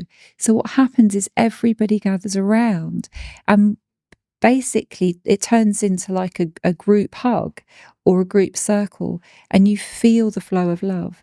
And when we did the in the line of women work, where I got to see the 7 generations going back, there's a beautiful thing that can happen where once the healing's done, it's your constellation, can literally have 7 people going back 7 generations behind you, and they've each got their hands on your shoulder. So say when I did it with my ancestors, it was the person representing my mum had her hands on my shoulders, my grandmother had her hands on my mum's shoulders, and going back and back in a line. And then the invitation by the facilitator is to say, and now allow the blessings from your ancestors to flow through. So that you can feel them. And to stand in the line of your ancestors and feel their blessings is such an incredible experience in a constellation. But you can only do it when you've done the healing to release the trauma that would sit in that line. Wow. But it's so powerful. Wow, that's incredible. You know what's interesting is like epigenetically, I don't remember the exact study that was done, the exact details of the study, but they've shown that like in a laboratory context with rats, that if they expose one set of rats to a certain environmental stimuli, that even 1, 2, 3, 4, I don't remember how many generations after that, if you expose that rat to that same stimuli or like start to, right, those rats, despite never having been exposed to that same stimuli, will respond as if they had before, showing that there is some sort of memory imprinted in that family lineage. So it's really operating from the same sort of principle, is that memory of that thing is carried out through your lineage. And that goes back to whether it's, trauma or patterns, toxic coping mechanisms, addictions, but also things that have never fully played out, like unfulfilled destiny and things like this as well, right? Mm-hmm. And all of that is so important, the suppression of that, because we're all here, I think, to shine a light in whichever way that is, whether it's just within our families or our friendship circles, or if it's that in a bigger way, irrespective of how widely we shine our light. I think all of us are here to do that. All of us have some purpose that can make a difference to the lives of others. It might just be helping a little old lady cross a road one day. It doesn't necessarily have to be some big grandiose, you might not have written 10 books and, spoken on Oprah or whatever it might be. It's all been here on your amazing podcast. But whatever it is, there is a difference we can make to the people around us. And so many people live their lives with that unrealized, and living with their light suppressed, with their capacity for realizing how big their heart can be, how much of a difference they can make in this world, in the life of somebody else. And I just think it must be really sad to get to the end of a life and not have truly realized what it feels like when you've done something that's really helped somebody else. Yeah. Because I think there's no bigger gift in this world, actually. Amen. Yeah, I completely agree. The other thing that I want to ask related to family constellations, and I'll preface this by saying, in the healing community, holistic health, natural health community that is oriented towards work and trauma. There are so many different schools of thought on whether it's necessary to revisit past things, whether it's not. But if you take the approach of revisiting past experiences, one thing that I've even found difficulty in sometimes, and some people do as well, is like, I can't get to that past core memory. What it seems like to me in my very limited experience of family constellations is that this is a way in a group context to either get to a past experience for yourself or to really find where it is within your family lineage. Would you agree with that statement? Yeah, okay. Absolutely. And it's interesting that there is that conversation around, should we look at the past, should we not? And actually, one of the things that I found is there are certain ways in my life in which I've tried to move forward in my life and I've not been able, despite literally doing all the things that are recommended. And I'm a perfectionist, so I've done them with bells on, really in the best possible ways, and things haven't shifted and moved for me. And there's this whole piece around, if you're not changing your life, you're not manifesting properly because your vibration's not right, or it's not, all that gaslighting nonsense. It really upsets me because I just think it's not reflective of how hard people can try or what might be really going on. And one of the things that Constellations has shown me is that there is a truth, as far as I'm concerned, in what I have experienced and seen. There is a truth that sometimes we do have blocks and barriers to being able to move forward because there's a block and a barrier that existed before us that had nothing to do with us. It's got nothing to do with how hard we try in this life. But there is somewhere an ancestor that is desperate to have a pain that they walked through or a block they experienced cleared so that we can move forward. None of us is an island. And we forget, because we've been separated from our spiritual connections by the world of science, we have lost sight of the importance of looking at our stories. And it's not about looking back at our stories in a, oh, poor me, look at what happened to me. It's about, these are the things that happened. And this is how it informs who I am, how my life is. And what's the invitation for me to do healing that they weren't able to do? And I see the evidence of things being passed down all the time. I don't know whether you've got this with your kids, but my son never got to meet my mum. I was 24 when my mum died. And yet, when he was really little, he used to do this thing, and I still occasionally catch him doing it now when he's not thinking about it. And he would sit like this, like this. And he would look exactly like my mum. And my mum used to sit, and I don't do that. His dad doesn't do that. No one in his world does that. But he would sit exactly like my mum. I'm like, how are you doing that? And I find it astounding. Our loved ones will make themselves known in the most incredible ways. Yeah. I mean, I can see the same in my daughter because she has mannerisms that remind me, this is really funny, of my grandpa on my mom's side. And she only met him for maybe once before he passed away. But she has all the same mannerisms. And like, I don't lay on my stomach with my hands like this. And my grandpa always used to do that. And my daughter started doing that at like 12 months. Or not 12 months, like 18 months, something like that. And it's like, where did she learn that? Where did she learn how to lay like that? And it's just like my grandpa. And there's several other things that I can think of where it's mannerisms that are clearly coming from that side of my family. And I see the same thing with my son. Reese, I think you shared your mom, because if you want to say that, I'll just reiterate it on camera. I'm talking to my studio manager, Reese, right now. Personality, mannerisms, and things. Yeah, so Reese, her mom, who I'm really good friends with, was adopted. Shout out to Rebecca. I'm sure she'd be okay with me saying her name. She was adopted, and when she met her biological family, she was so much more related to her biological family. Her mannerisms were much more like theirs than the family that she was raised by. So that's just another example of like those characteristics. It's more than just appearance. The characteristics, the memory, the experience, it can very much be passed down generationally. A question related to all of that as well is, do you think that this is going back to like the conversation of placebo or whether it changes the morphogenic field, that do you think that when you do this healing work with family constellations, that it quite literally creates a field effect where it changes,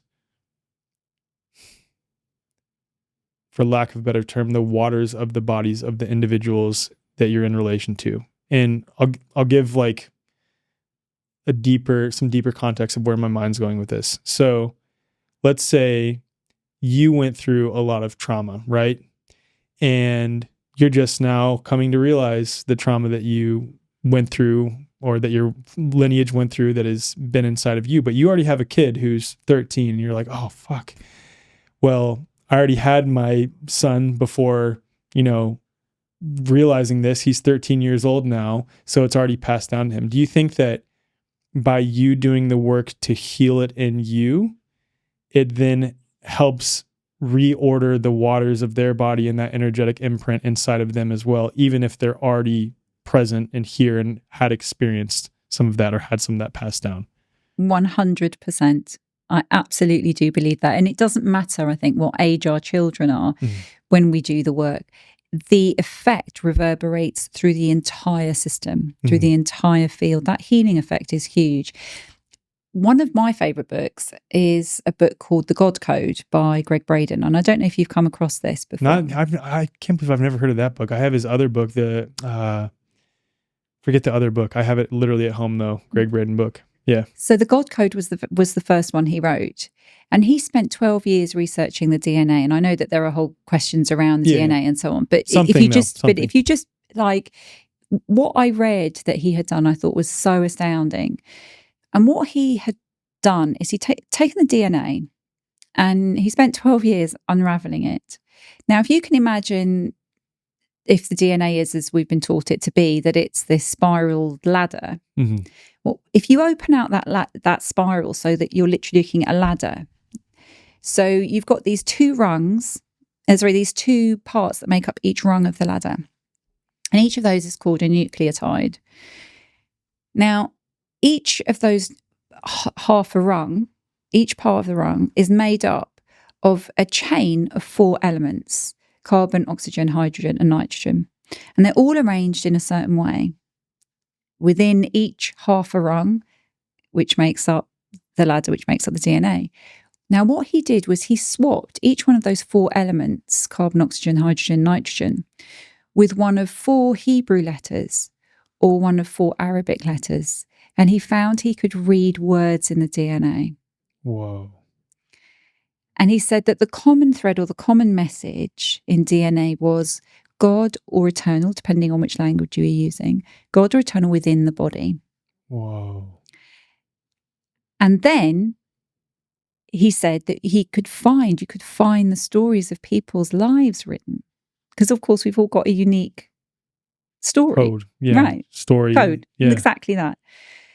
Now, each of those rungs on the ladder, or the 2 parts of the rung, are joined by a hydrogen bond. It's the weakest bond that we see in the world. Really easy to break. So what happens is when we do the healing work, what we're doing is we're literally, especially when we drink water afterwards, which helps act as a solvent, so the hydrogen bond breaks, then all those elements can rearrange themselves and the stories can be rewritten. Wow. And that is going to reverberate not just for you, but for everybody whose story is connected to yours. When your story changes, the story of your children will change, the story of your ancestors will change, the story of the people you love will shift, and the stories get rewritten. And I really feel that DNA speaks to DNA. I'm astounded how when my son spends time with his dad, more time with his dad, for like goes on holiday or whatever, he comes back, he always looks more like his dad. Wow. Physically.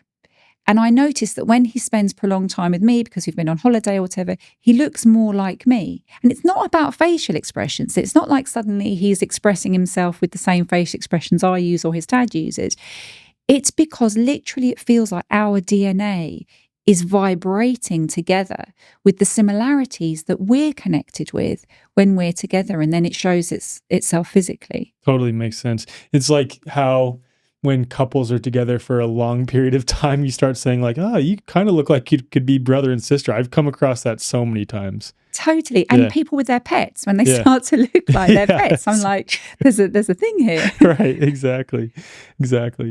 For me, that question was a little bit rhetorical on whether it creates a field effect, because even though it wasn't necessarily family constellations that I was doing with respect to my dad, that's what it felt like. Like, I instantly knew the moment that he called to apologize that it was because I had come to accept and come to peace within myself as it relates to my relationship with him. So that was enough evidence for me, experiential evidence to indicate that it was very real. The one question that I do have as it relates to taking on these roles when you're doing it in a group context, or even if you're doing it individually, and this may seem a little bit rhetorical as well, how important is it for the individual who is leading, holding that container, that is acting as the facilitator, practitioner for family constellations, to be holding it with an appropriate energy and to really know what they're doing? Because I could see where, in a lot of ways, if there isn't a good container of energy held, where people's logical mind would come into play a little bit more than you would like. And I think that you can't really ever fully cut the logical mind off, but it might bleed into, rather than intuitive feeling, as it relates to the individual whose characteristics they would be naturally taking on if the energy was right. So how important is it to have the right individual in that role as the facilitator? It's probably evident, but it's crucial. And actually, it's a really important thing to state here. We live in a world where everything's speeding up, and there are so many benefits to that. And that's a wonderful thing in so many ways. But there are certain ways in which we still have to take the time to gain the experience, to have the solid grounding, to be able to practice responsibly, whatever that profession is. And I think that's absolutely true of constellations work. And there are courses where people can become a constellator in a weekend. And as far as I'm concerned, that's really dangerous, because it takes so much presence to be with someone in their trauma. Occasionally, someone will come into a constellation workshop or into a constellation space, and they've got so much of their own stuff going on and they're desperate to represent, that what happens is it's just an opportunity for them to project out all their own angst into the space. Play out their own unconscious stuff. Exactly. Yeah. So as facilitators, we need the experience of being able to, and the grounding and the learning to be able to hold a space where, when we see that goal, feel that coming, that we can act appropriately to hold a really boundaried space for everybody. There are times where we really need to hold and manage the space well for everybody. And so it's the thing of responsibility. We need to be responsible in how we practice.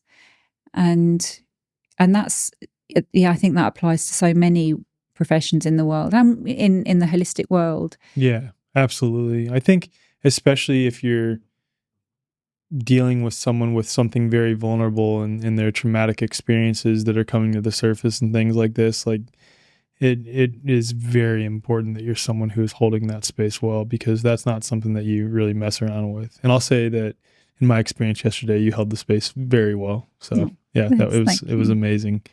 It's incredible that judges are learning this, though, again, because like it's hard for me because I look at judges again, like I'm so biased as typically being very, very corrupted by the system, by the bar, like all the things. But it is amazing, though, as someone who, in the form of governance that we have largely come to accept, is holding a position of power, is being trained in this way to bring harmony and peace back to a situation, to actually obtain remedy for controversy. And I really wonder, as this continues to evolve and grow, how this could play out on the societal level to really initiate change? Because you mentioned that it's not only in familial dynamics that this is occurring, but you can do systems constellations, as you've called it. Like it's not just family constellations. Any sort of organization between people, it sounds like, can be constellated. And wonder, like, if you applied that to a war-torn region, just because it relates to us, like Serbia, what that would really look like. And have you really thought about that? I have, and it's interesting. We were having a conversation yesterday where we were talking about our fathers, and there's been a lot of violence in the region, and it makes sense too, by the way, because like virtually everyone that I've met that is Serbian talks about how at the least one of their male family members had a rage about them, had violence, like had a tendency towards violence. And that is very much like, even me, before I've done a lot of healing work, I've talked about this before on the show, I used to get in bar fights all the time. I used to like headbutt people. I have a scar on my knuckle right here from punching a dude in the teeth. Like that was my tendency back when I was younger. And I think that's very common amongst Serbians, and it just makes sense given the context of what our lineage has experienced. Sorry to interrupt, but it, like, everyone I know who knows someone Serbian, it has that same thing that they say. Really. There is a thing. And yeah, it's a thing. And I say that, and I know such wonderful, non-violent, loving, kind Serbian men too. But there's this undercurrent, and we saw that really played out in the war. And one of the things that we were talking about yesterday that really stood out for me was when men across the Slavic world were taken as slaves by the Ottoman Empire, there's that relationship with the words slavery, before, of course, it turned into how we understand slavery in the world, and the horrendous things that were done to people from Africa and the Caribbean. The men across Slavic countries, and especially South Slavs, and that's what Yugoslavia meant. Yugo means Južno, which is south, the South Slavs. They were taken by the Ottoman Empire. The men were taken and they were eunuched. They literally had their reproductive organs cut away. And it meant that they couldn't uprise against the Ottoman Empire. They had eunuch stations stretching across South Europe so that men would be taken there and eunuched. And so there's this piece around what happens to a nation or a group of people, or to a whole system, where the men have literally had their testosterone cut away. Yeah. There is a need for that vibration to still be expressed in some way, shape or form. And since the conversation we had yesterday, I've been wondering and thinking about, wow, I wonder what would happen if we did a constellation on that specifically, in terms of looking at what was done there and the anger and the rage. And, there's this piece about, I don't know, because I'm a woman, I don't know what it is to be a man, but there's this piece around in the masculine, there's this energy that comes from testosterone that's really necessary. And that was completely taken away. So, of course, there would be this effect of that's not going to be good. It's repressed in the lineage where it like boils up, and it totally makes sense. That plus, maybe that's even, you could say, after that, what started initiating some of the conflict in that region as well, to some degree, possibly. But I think in either case, that in combination with the conflict in that region, when you bring those two together, of course, it makes sense that Serbian men sometimes have a tendency towards rage and aggressiveness and anger, which is also interesting because you look at some of the best athletes in the world come out of Serbia, and it's like, well, yeah, that also makes sense too, because they have a tendency to be very competitive and compete and like persevere as well, And there's also, and I don't know where this comes from, but there's also this incredible need for truth that I see in the Serbian people. Serbian people are not interested in bullshit in a way that I don't see in many places in the world. And when I go to Serbia, I love it because I feel like I'm in the wild west of Europe. There's this incredible sense of like, we're just fucking doing our own thing here. We don't live like that in the countries we live in. And it's so refreshing. And this desire for truth, and you see it in Djokovic, what a hero, what an incredible hero. And his commitment to being completely aligned with truth, and his truth for his children. His children, I was reading the other day, still as teenagers don't have mobile phones. Good. You know, I can only imagine the arguments that go on in that house, but good for him. Yeah. You know, we know that that's the right thing. Yeah. And it takes so much courage against a world that is saying one thing to go and do something else.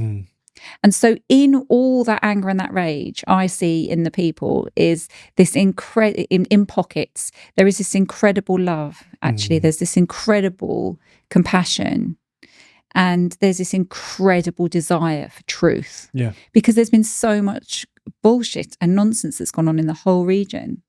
And so there's this real like, no, what do we stand for? What matters to us? It's really refreshing. No, I totally agree. And I mean, I don't know that I know with certainty what Serbia did as an entire country during the whole COVID trade, but I do know that a lot of Serbian people I know were very outspoken and are typically just oriented towards being against government as it is, you know, which I really appreciate too, right? And I think that's because of what they've gone through.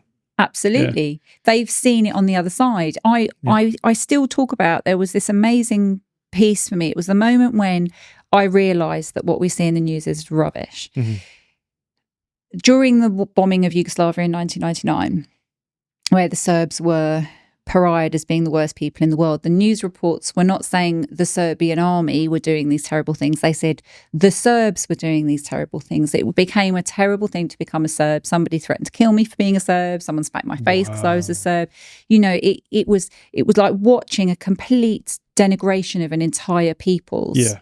And that changed, the narrative changed when it became about Iraq, because rather than it being the Iraqis are doing this, it was the Iraqi people need help, but it's the Iraqi regime that's the issue. So there was a delineation to stop there being this this expression of all Iraqi people being bad, which is what happened to us. And we see it with Russia as well. We see exactly the same thing going. It's the Russians, the Serbs, you know, and we still hear it. Or even in like Palestine or even Israel, either one. Like, everyone talks about how like, oh, that whole region, we need to do that to them because Hamas is there, almost sort of saying that, oh, all these Palestinian innocent men, women, and children are the same as Hamas. And then likewise, and I have my thoughts about Israel, like the Israeli regime, but then people are saying, oh, anyone who's Israeli is bad. And it's so subtle, but like the conditioning there is so incredible. It's so incredibly nefarious.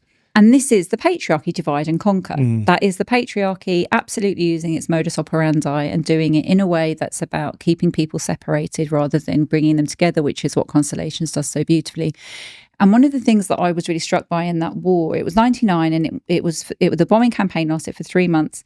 And there was a small group of us that lived outside Downing Street, which is where the Prime Minister of England lives, or Great Britain lives.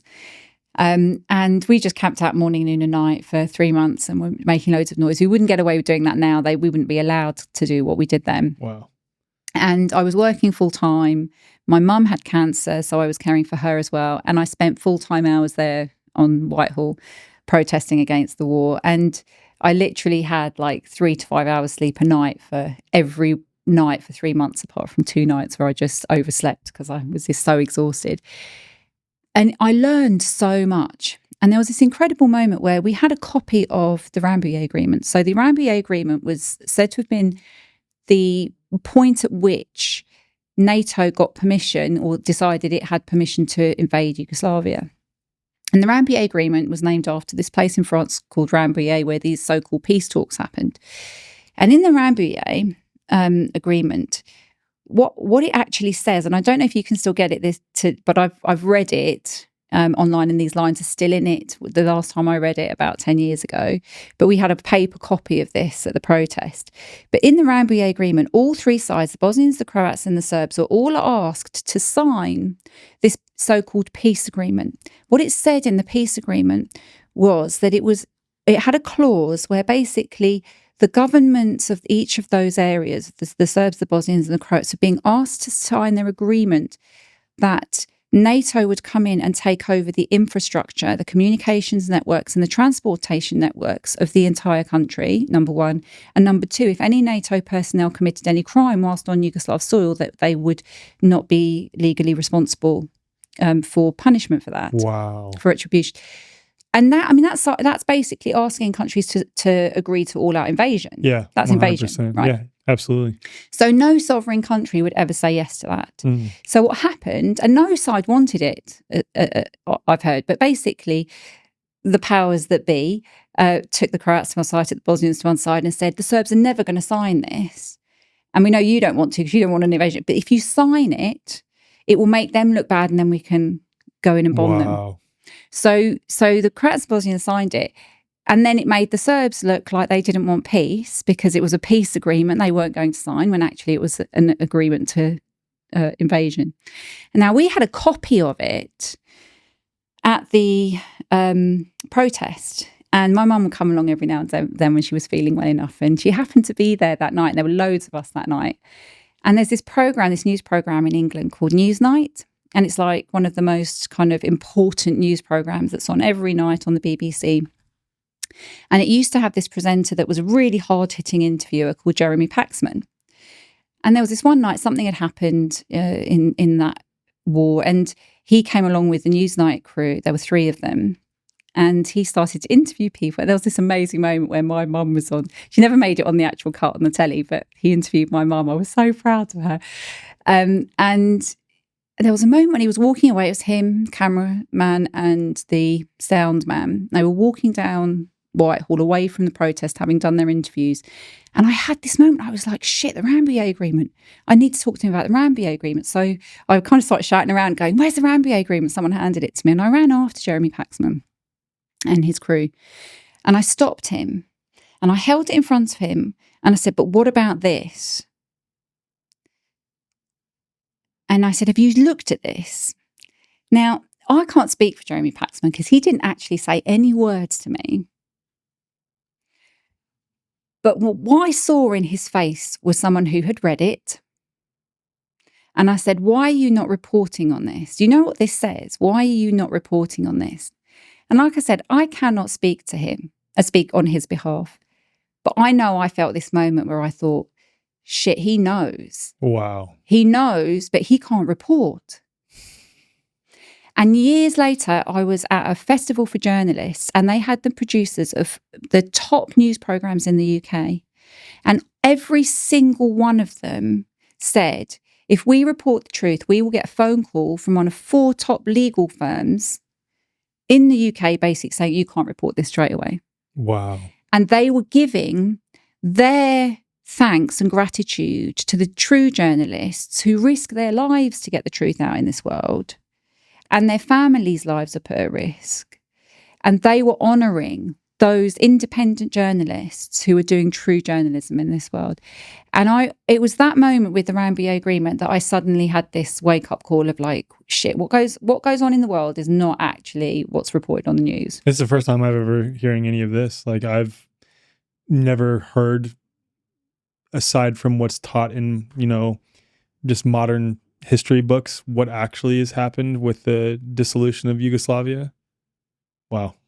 And all that stuff that we were talking about in terms of that energy of like having all these men were turned into eunuchs, and all the trauma and the war trauma and the battles in the region.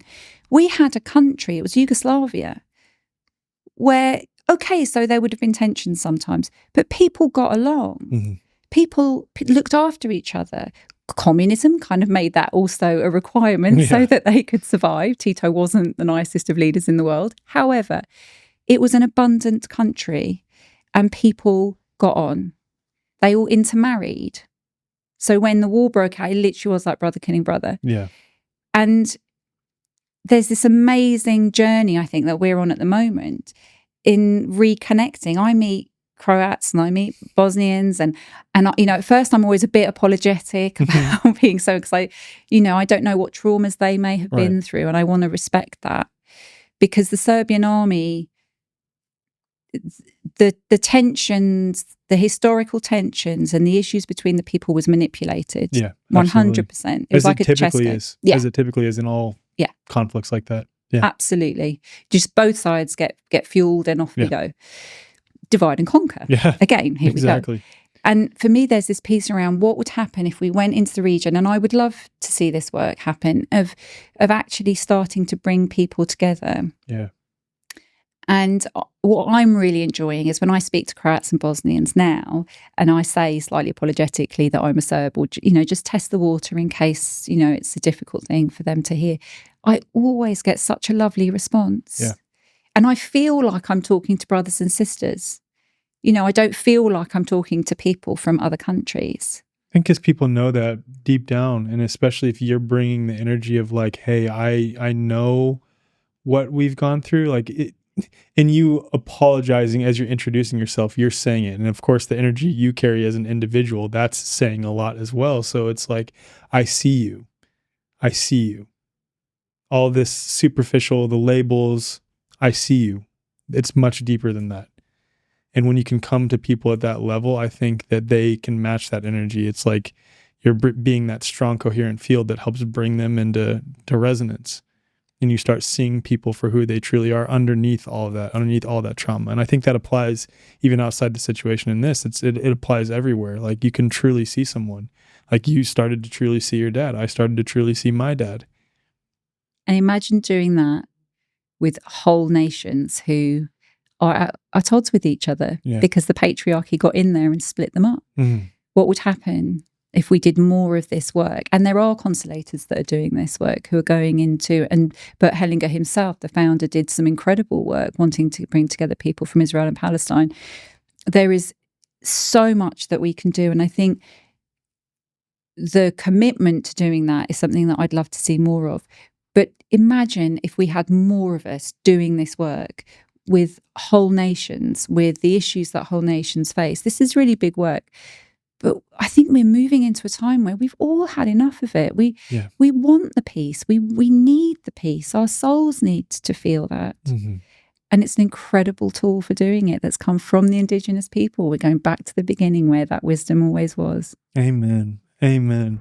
Most healthcare today operates on an outdated mechanistic model, treating the body like a battlefield rather than a self-healing system. You wait months for an appointment only to receive a rushed diagnosis that labels you rather than truly understanding your unique health.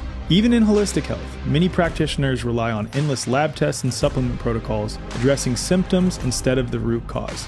And the result? Another prescription or supplement regimen that merely suppresses or masks symptoms rather than facilitating true healing, whether the imbalance was physical, emotional, energetic, or a mix of all three. And that's why Dr. Tom Cowan co-founded the New Biology Clinic, to offer something radically different. As one of the most respected natural health doctors in the world, Dr. Cowan has spent decades challenging conventional medicine and advancing a deeper understanding of human biology, water, and natural health. His work isn't just about rejecting the mainstream, it's about offering a more truthful, biologically coherent approach for healing. The New Biology Clinic recognizes that health isn't about fighting disease, it's about restoring balance. You're not a diagnosis, you're an individual with a unique story, and healing should honor that. With virtual consultations available worldwide, the clinic offers a flat-rate monthly membership that gives you direct access to practitioners who take the time to actually listen. Members also get exclusive health live streams, a resource library, and live sessions covering everything from biofield tuning and breathwork to movement and meditation, all designed to support whole body healing. And if you're not ready for a membership, you can book a one-time appointment, sign up for an enrichment-only membership for the healing modalities alone, or schedule a free connection session with one of the care team members to see how the New Biology Clinic can help in your specific situation. This isn't about keeping you dependent on doctors. It's about making you sovereign over your health. Head to newbiologyclinic.com and use code THEWAYFORWARD, and that's spelled The Way, F-O-R-W-A-R-D, for $50 off account activation, or just head to the show notes for more info. If you're a member of The Way Forward, email hello@thewayforward.com for $150 off. Your body already knows how to heal, and New Biology Clinic helps you remember.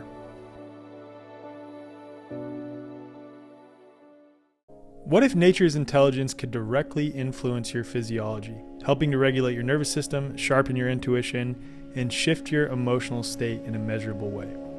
For over 25 years, Lotus Way has been pioneering the use of flower essences, liquid infusions that capture the bioenergetic imprint of plants.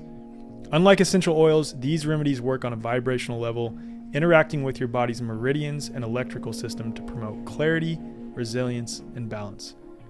Katie Hess, who I featured on episode 74 of the Way Forward podcast, has spent decades studying the effects of over 300 rare and powerful flowers, hand collecting them from across the world. The result? A line of elixirs, mists, and anointing oils, and even some chocolate, designed to shift your state of mind and body, not through placebo, but through the subtle yet profound ways plant frequencies interact with human biology. I think flower essences are severely overlooked in the wellness space because it really is an incredible way to package up the wisdom and the innate intelligence of nature and deliver it to your body. And it brings your body back into coherence because it's tuning you on an energetic level like an instrument.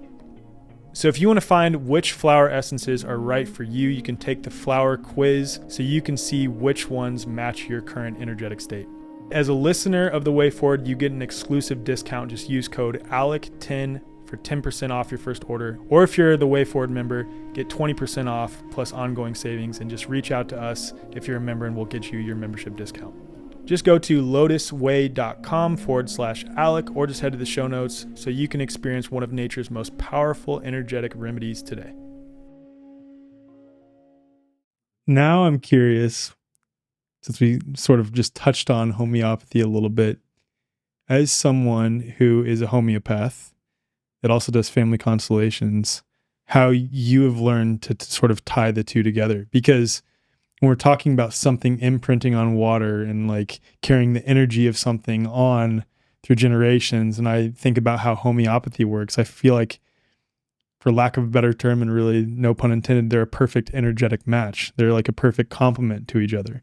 So could you share a little bit about how that frames your approach with homeopathy?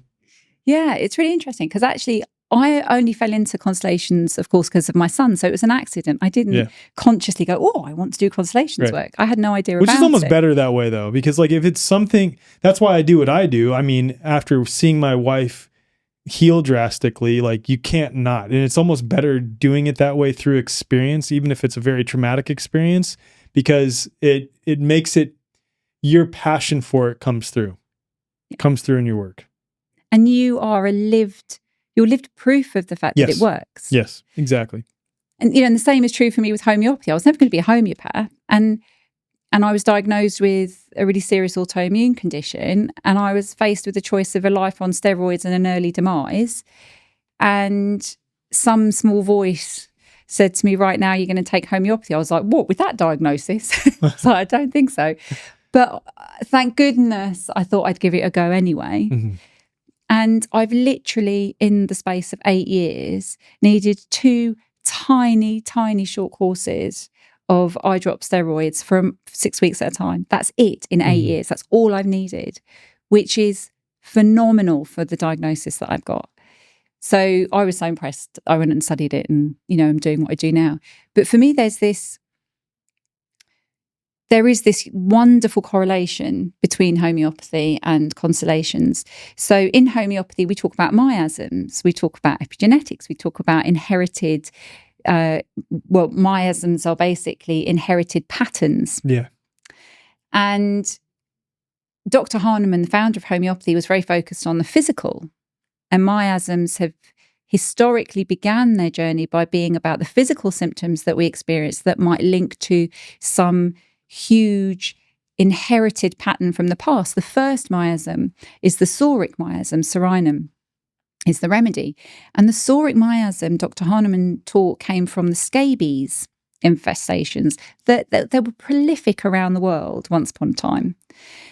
And the teaching is that basically, because so many of us are affected by that, we have somewhere in our morphic field or in our genetics or epigenetics, we've got this pattern, some of us, for skin issues, which if we bring in something in our current environment that can trigger its expression, then that miasm, that epigenetic susceptibility will be realized. That makes a lot of sense. Right? Yeah. So I love that it relates to, it has to come from something in this current environment. Because I I know that there's some health paradigms that are like exclusively, no, it's something in the past that's passed through. I'm like, there's poisons all around us right now. But then there's others who are like, oh, it's exclusively what's happening right now, and there's no emotional component to it or like some generational epigenetic component to it. And I think it's both. So it's really cool that it includes both. Exactly that. Yeah. And I think it's got to be both. Yeah.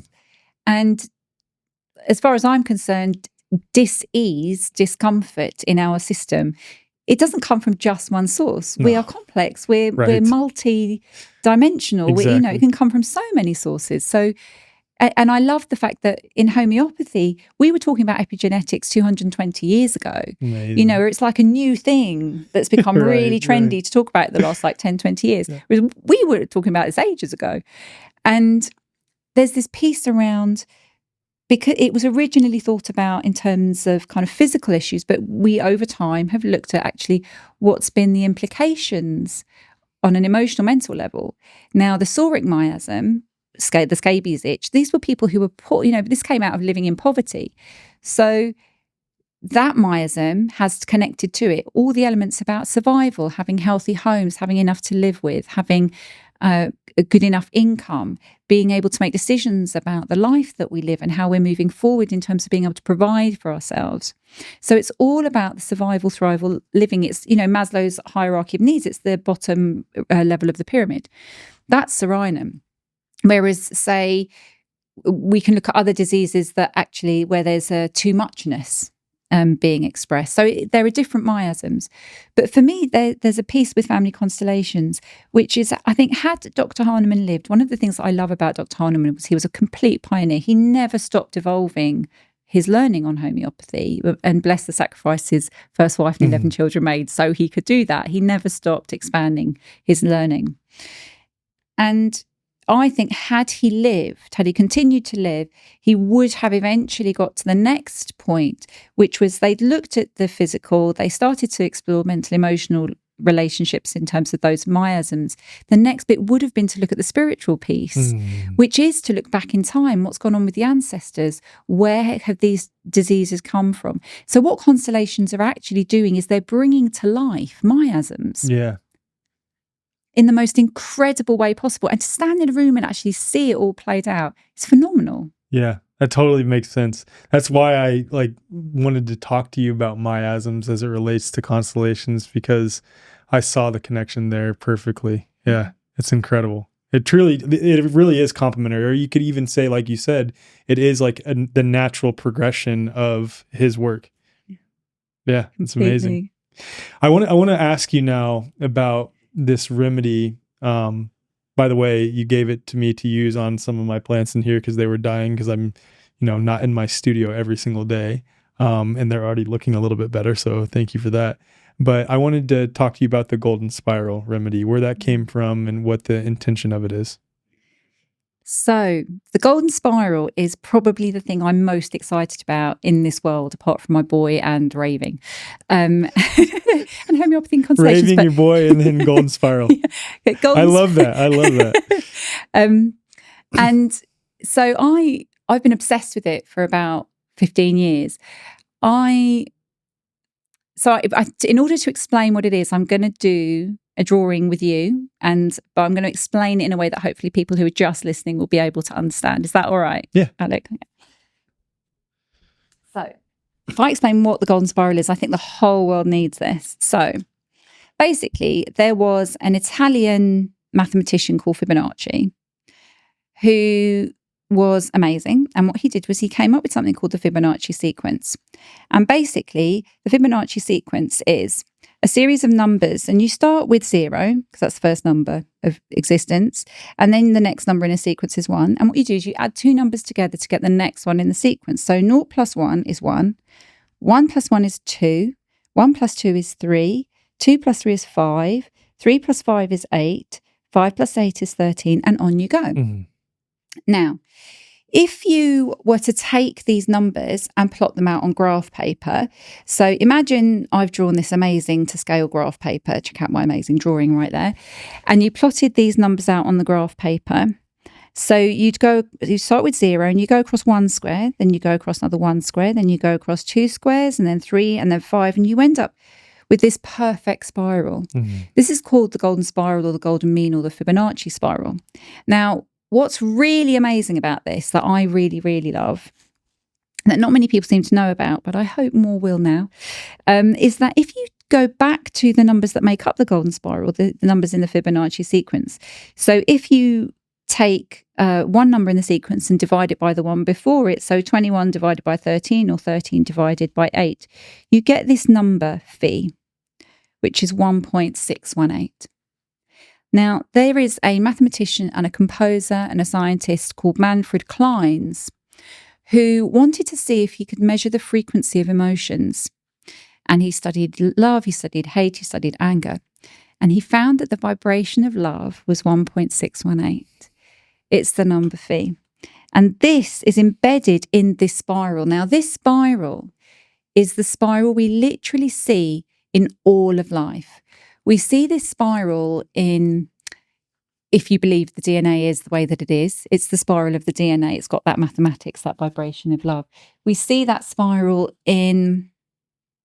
We see it in how plants unfurl. We see it in the famous Nautilus. We see it in the symmetry of our faces. We see it in how our limbs unfurl. We see it in the unfolding of the heart. If you were to take the heart muscle and unfold it, it unfolds in this spiral. We see it in how blood flows through vessels. It literally spirals. It doesn't go in a straight line. It spirals. We see it in the proportions of our reproductive organs. We see it in how tornadoes form when they're naturally formed. We see them in how waves are formed, in how currents are formed in the seas. We see it in how planets orbit each other through the solar system. If you're not a flat earther, they orbit in this golden spiral formation. All of this, by the way, with the vibration of love embedded in it. And for those who are more spiritual, we see it in how chakras flow in the spiral. And we also see it in how the soul enters and then how the soul leaves the body.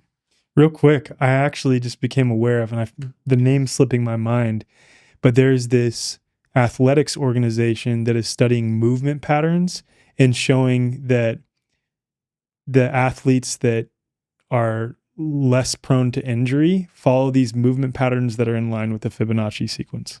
That's amazing. Yeah. I've not heard that. That's amazing. I'm almost 100% sure that's what it is. I'm nearly certain, but I'll correct myself in the show notes if I'm not. But I was talking to my friend Mike Cardamone about this, who appeared in episode 142, and he brought it up to me. He sent me, I'm almost certain that that's what it's based on, but incredible. It doesn't surprise me because ultimately that spiral is about alignment. So I worked with some herbalists about 15 years ago, and I was really interested. I almost became a herbalist, but life took me in a different direction. And I was fascinated by plants, and I came up with this theory, which I wrote, called Nature's Medicine Code, which is that basically, if you were to take any plant and you were to look at all the active ingredients that make up the properties of the plant, all the different phytochemicals, the plant chemicals, in any herb you'll find maybe about 100 different plant chemicals working together. And my theory is that if you were able to look at them in a particular way, that you'd see that they form a spiral together. Wow. And that what happens is the pharmaceutical companies come along, and I don't think they do this knowingly because I don't think they get the spiral piece, but that what they do is they come along, they look at all the different plant chemicals and they say, right, we think it's this one out of all those 100 or so plant chemicals that's having this effect. So we're going to isolate that chemical, we'll replicate it, we'll turn it into a tablet, and then we can market it. But what happens is if you put in the body something that has that spiral to it, the body will recognize it. It will vibrate with the spiral because it's the spiral of love. It's the vibration of love and health and all those things. And so it will take it, it will use it and be grateful probably for it on some level. But if you put something in the body that doesn't have that spiral, the body will go, oh, no, that's a dud note. I've got to get rid of that. We see that as side effects, is my theory, in terms of the body trying to get rid of this dud note, this one chemical on its own that's not part of a spiral, that doesn't carry the vibration of love. And so I'd written this theory and sat with this theory, and it wasn't until 4 years after I'd been working homeopathically that I don't know why it took me so many years to do it. I suddenly went, why is there not a remedy of the golden spiral? And so in December 2020, I made a remedy of the golden spiral on the winter solstice, and I was pretty much right on the meridian line in Greenwich, so where time starts counting around the world. So vibrationally, it's an incredible remedy. And when we tested it, we call it proving in homeopathy circles. When we tested the remedy, we were so astounded by what it did. Because what we found was that it's all about alignment. Wherever you're not in alignment, because that's that we're in a spiral of life. Yeah. And our whole body flows in this spiral. And if we're not in alignment, what this remedy will do is it will help bring you back to alignment physically, emotionally, mentally, and spiritually. It's amazing for helping the body clear what it needs to clear. It's amazing for helping the DNA remember what it's supposed to be aligned with. But it's also amazing for connecting us with our purpose and bringing peace where we don't feel peace. And I joke quite a lot about how I think sometimes for our guides, our angels, for maybe God, whatever you might believe, our ancestors, sometimes they must look at us wending our way through life with their heads in their hands thinking, what are they doing now? And we do so much to try to not be on our life's path, to not be living our greatest lives. We will go in somersaults to try to get away from that sometimes. I joke about how for our guides and angels and for God, it must be like herding cats, trying to get us as a human population to do what our soul actually really wants to do. Because you can't herd a cat, and sometimes we can be so like that, so independent. No, I'm going to do things my way. I'm going to do this differently over here. Especially because we have that power of imagination and bringing things that are first thoughts into material form. It's like that is such an incredible capability that we have. And then we, oftentimes create things where I'm sure, just like you're saying, God is like, what the hell? Like, I've given you free will and you've forgotten who and what you truly are. And that's amazing that you can create, but why did you create that shit? That's so far from like what I intended, And what you're capable of. Right, actually. Exactly. Yeah, totally. So the golden spiral actually really gently just brings us back into alignment with our life and with ourselves, and it reconnects us. And one of the things that came out of the proving was that it can help heal trauma, war trauma. Because what the spiral does is it goes back in the spiral, back through the spiral of our existence, because we all exist in a spiral flowing through life. It goes back in the spiral, picks up some of the things that perhaps we haven't yet healed, and it helps us move forward from that point of greater healing. And it's the only remedy I've ever given. There are some patients that I've given it to where I've been like, take this for like 21 days. And, they've come back and they're like, I haven't stopped taking it. And actually, I've run out. Please can I have some more? And they like develop almost like this addiction because it got such a lovely feeling to it. It's so funny because I was just thinking like after this episode ends, I'm already going to be in your ear asking you for more of it. You've already given me some. I'm like, damn, now that I know what this is really about, I can totally see that. At least you're not dealing crack cocaine. Right. Although I joke about the little white pills. Yeah. So different type of dealing. But the plants love it because, of course, plants vibrate with the spiral. They unfurl through the spiral. And I did a little experiment. It's just a little experiment. It wouldn't stand up according to any rigorous questioning. It's just a home experiment. But my son helped me set it up so that I didn't know which plants were being given which remedies. But I basically tested 9 different remedies and did a control with just water. So I had sugar snap pea seeds, 5 pea seeds in pots for each remedy. Same soil, weighed the soil, exactly the same quantities of water added. All of it was exactly the same. Sounds pretty rigorous to me. Don't sell yourself short. This is pretty good. Thank you. Yeah. Blinded too. So I didn't know controls, what was, like you're doing great. Yeah. Did it all. And it was, what was incredible, and golden spiral was one of the remedies I gave. What was amazing to see was that all the plants showed better growth with remedies than the control of tap water. Wow. The one remedy they loved the most by far was golden spiral. But the piece that amazed me the most was when I looked at the roots. It wasn't even the shoots, because sugar snap peas grow really easily, so it's really easy to measure the growth. But it was looking at the roots. The roots of the golden spiral seeds literally came out massively, these massive spirals. Wow. But the tap water ones, there were no roots. Wow. And it really made me think about how most of our food is grown in tap water. I don't know how it is here in the States, but in the UK. Yeah, even organic food. I mean, they're just using like city water oftentimes, if not almost exclusively in many cases. Yeah. Exactly. You know, which is full of synthetic hormones that we pee out, statins that we pee out. Now we've got HRT as well as the pill. You know, cocaine in the UK is in the top 5 ingredients in tap water. Antidepressants, yeah. You know, it's all there. And how do we expect our food to be nutritious if it hasn't got the roots to get the nutrients from the soil? Mm-hmm. So for me, it was such a big aha moment. Like, I think literally the entire agricultural industry needs to be putting golden spiral in the water of everything they give to their plants and to their food. I do it. My plants literally are like a jungle when they should be tiny little house plants. They're like taking over my lounge.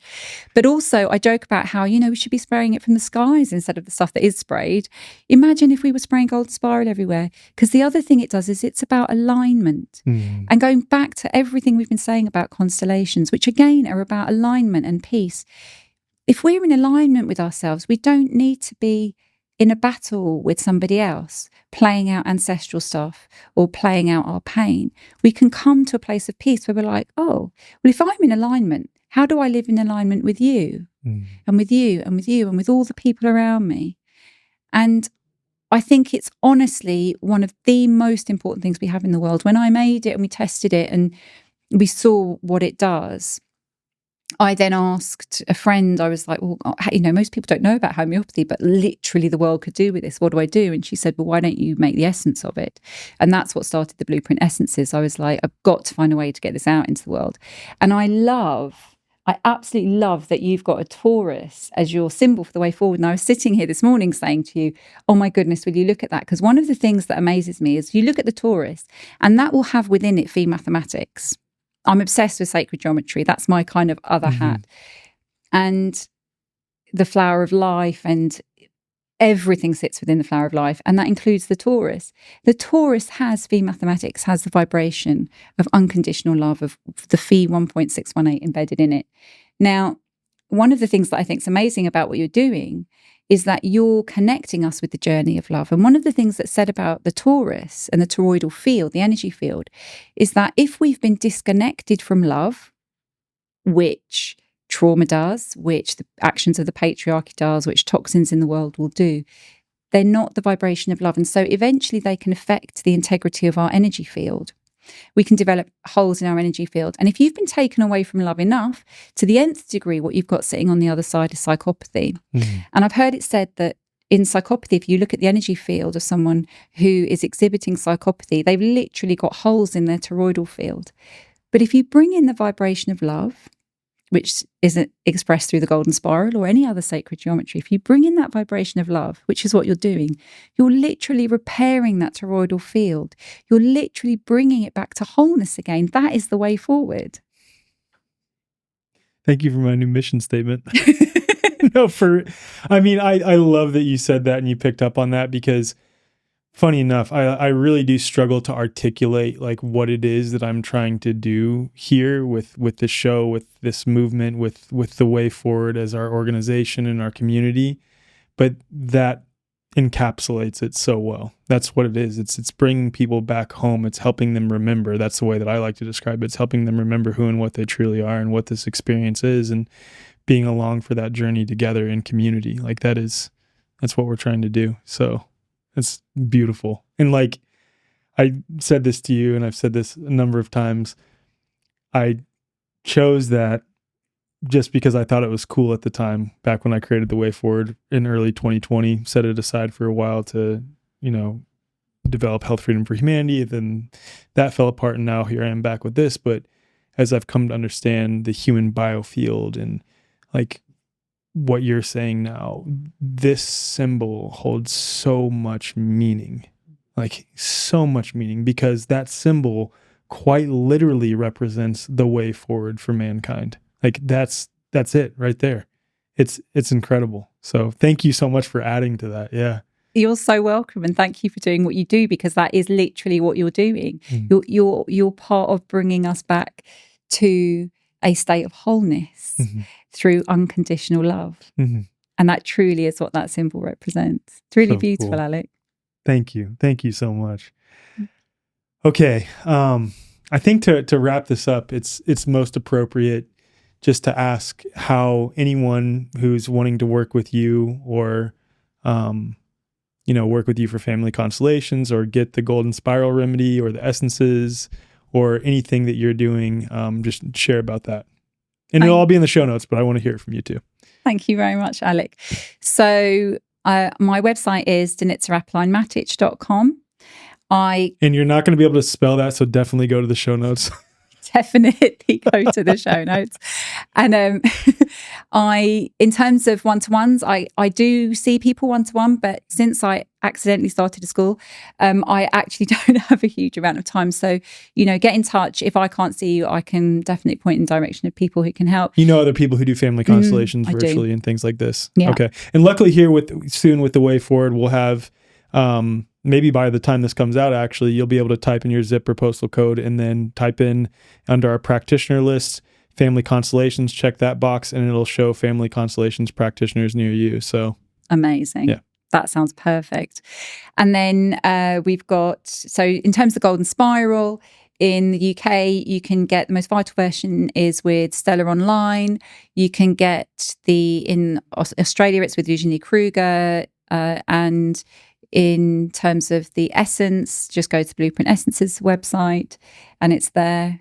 But you're the one who made it, though. I'm the one who made it. That's so cool. Yeah. That is so cool. Yeah. That's amazing. What an incredible remedy. It's just perfect. It makes total sense, especially at this moment in history. Like that with what you're doing with Family Constellations, it all fits together so beautifully. It's amazing. Yeah, and I was telling you when we took a brief break that and I don't say this lightly because I record some incredible podcasts and have some amazing guests. And several of the episodes lately have been just absolutely awesome. But this was one of my favorite episodes in a while. This was amazing. This was awesome. Thank you, Alec. It's honestly been such an honor and a privilege. Really, truly. I'm so grateful. Thank you.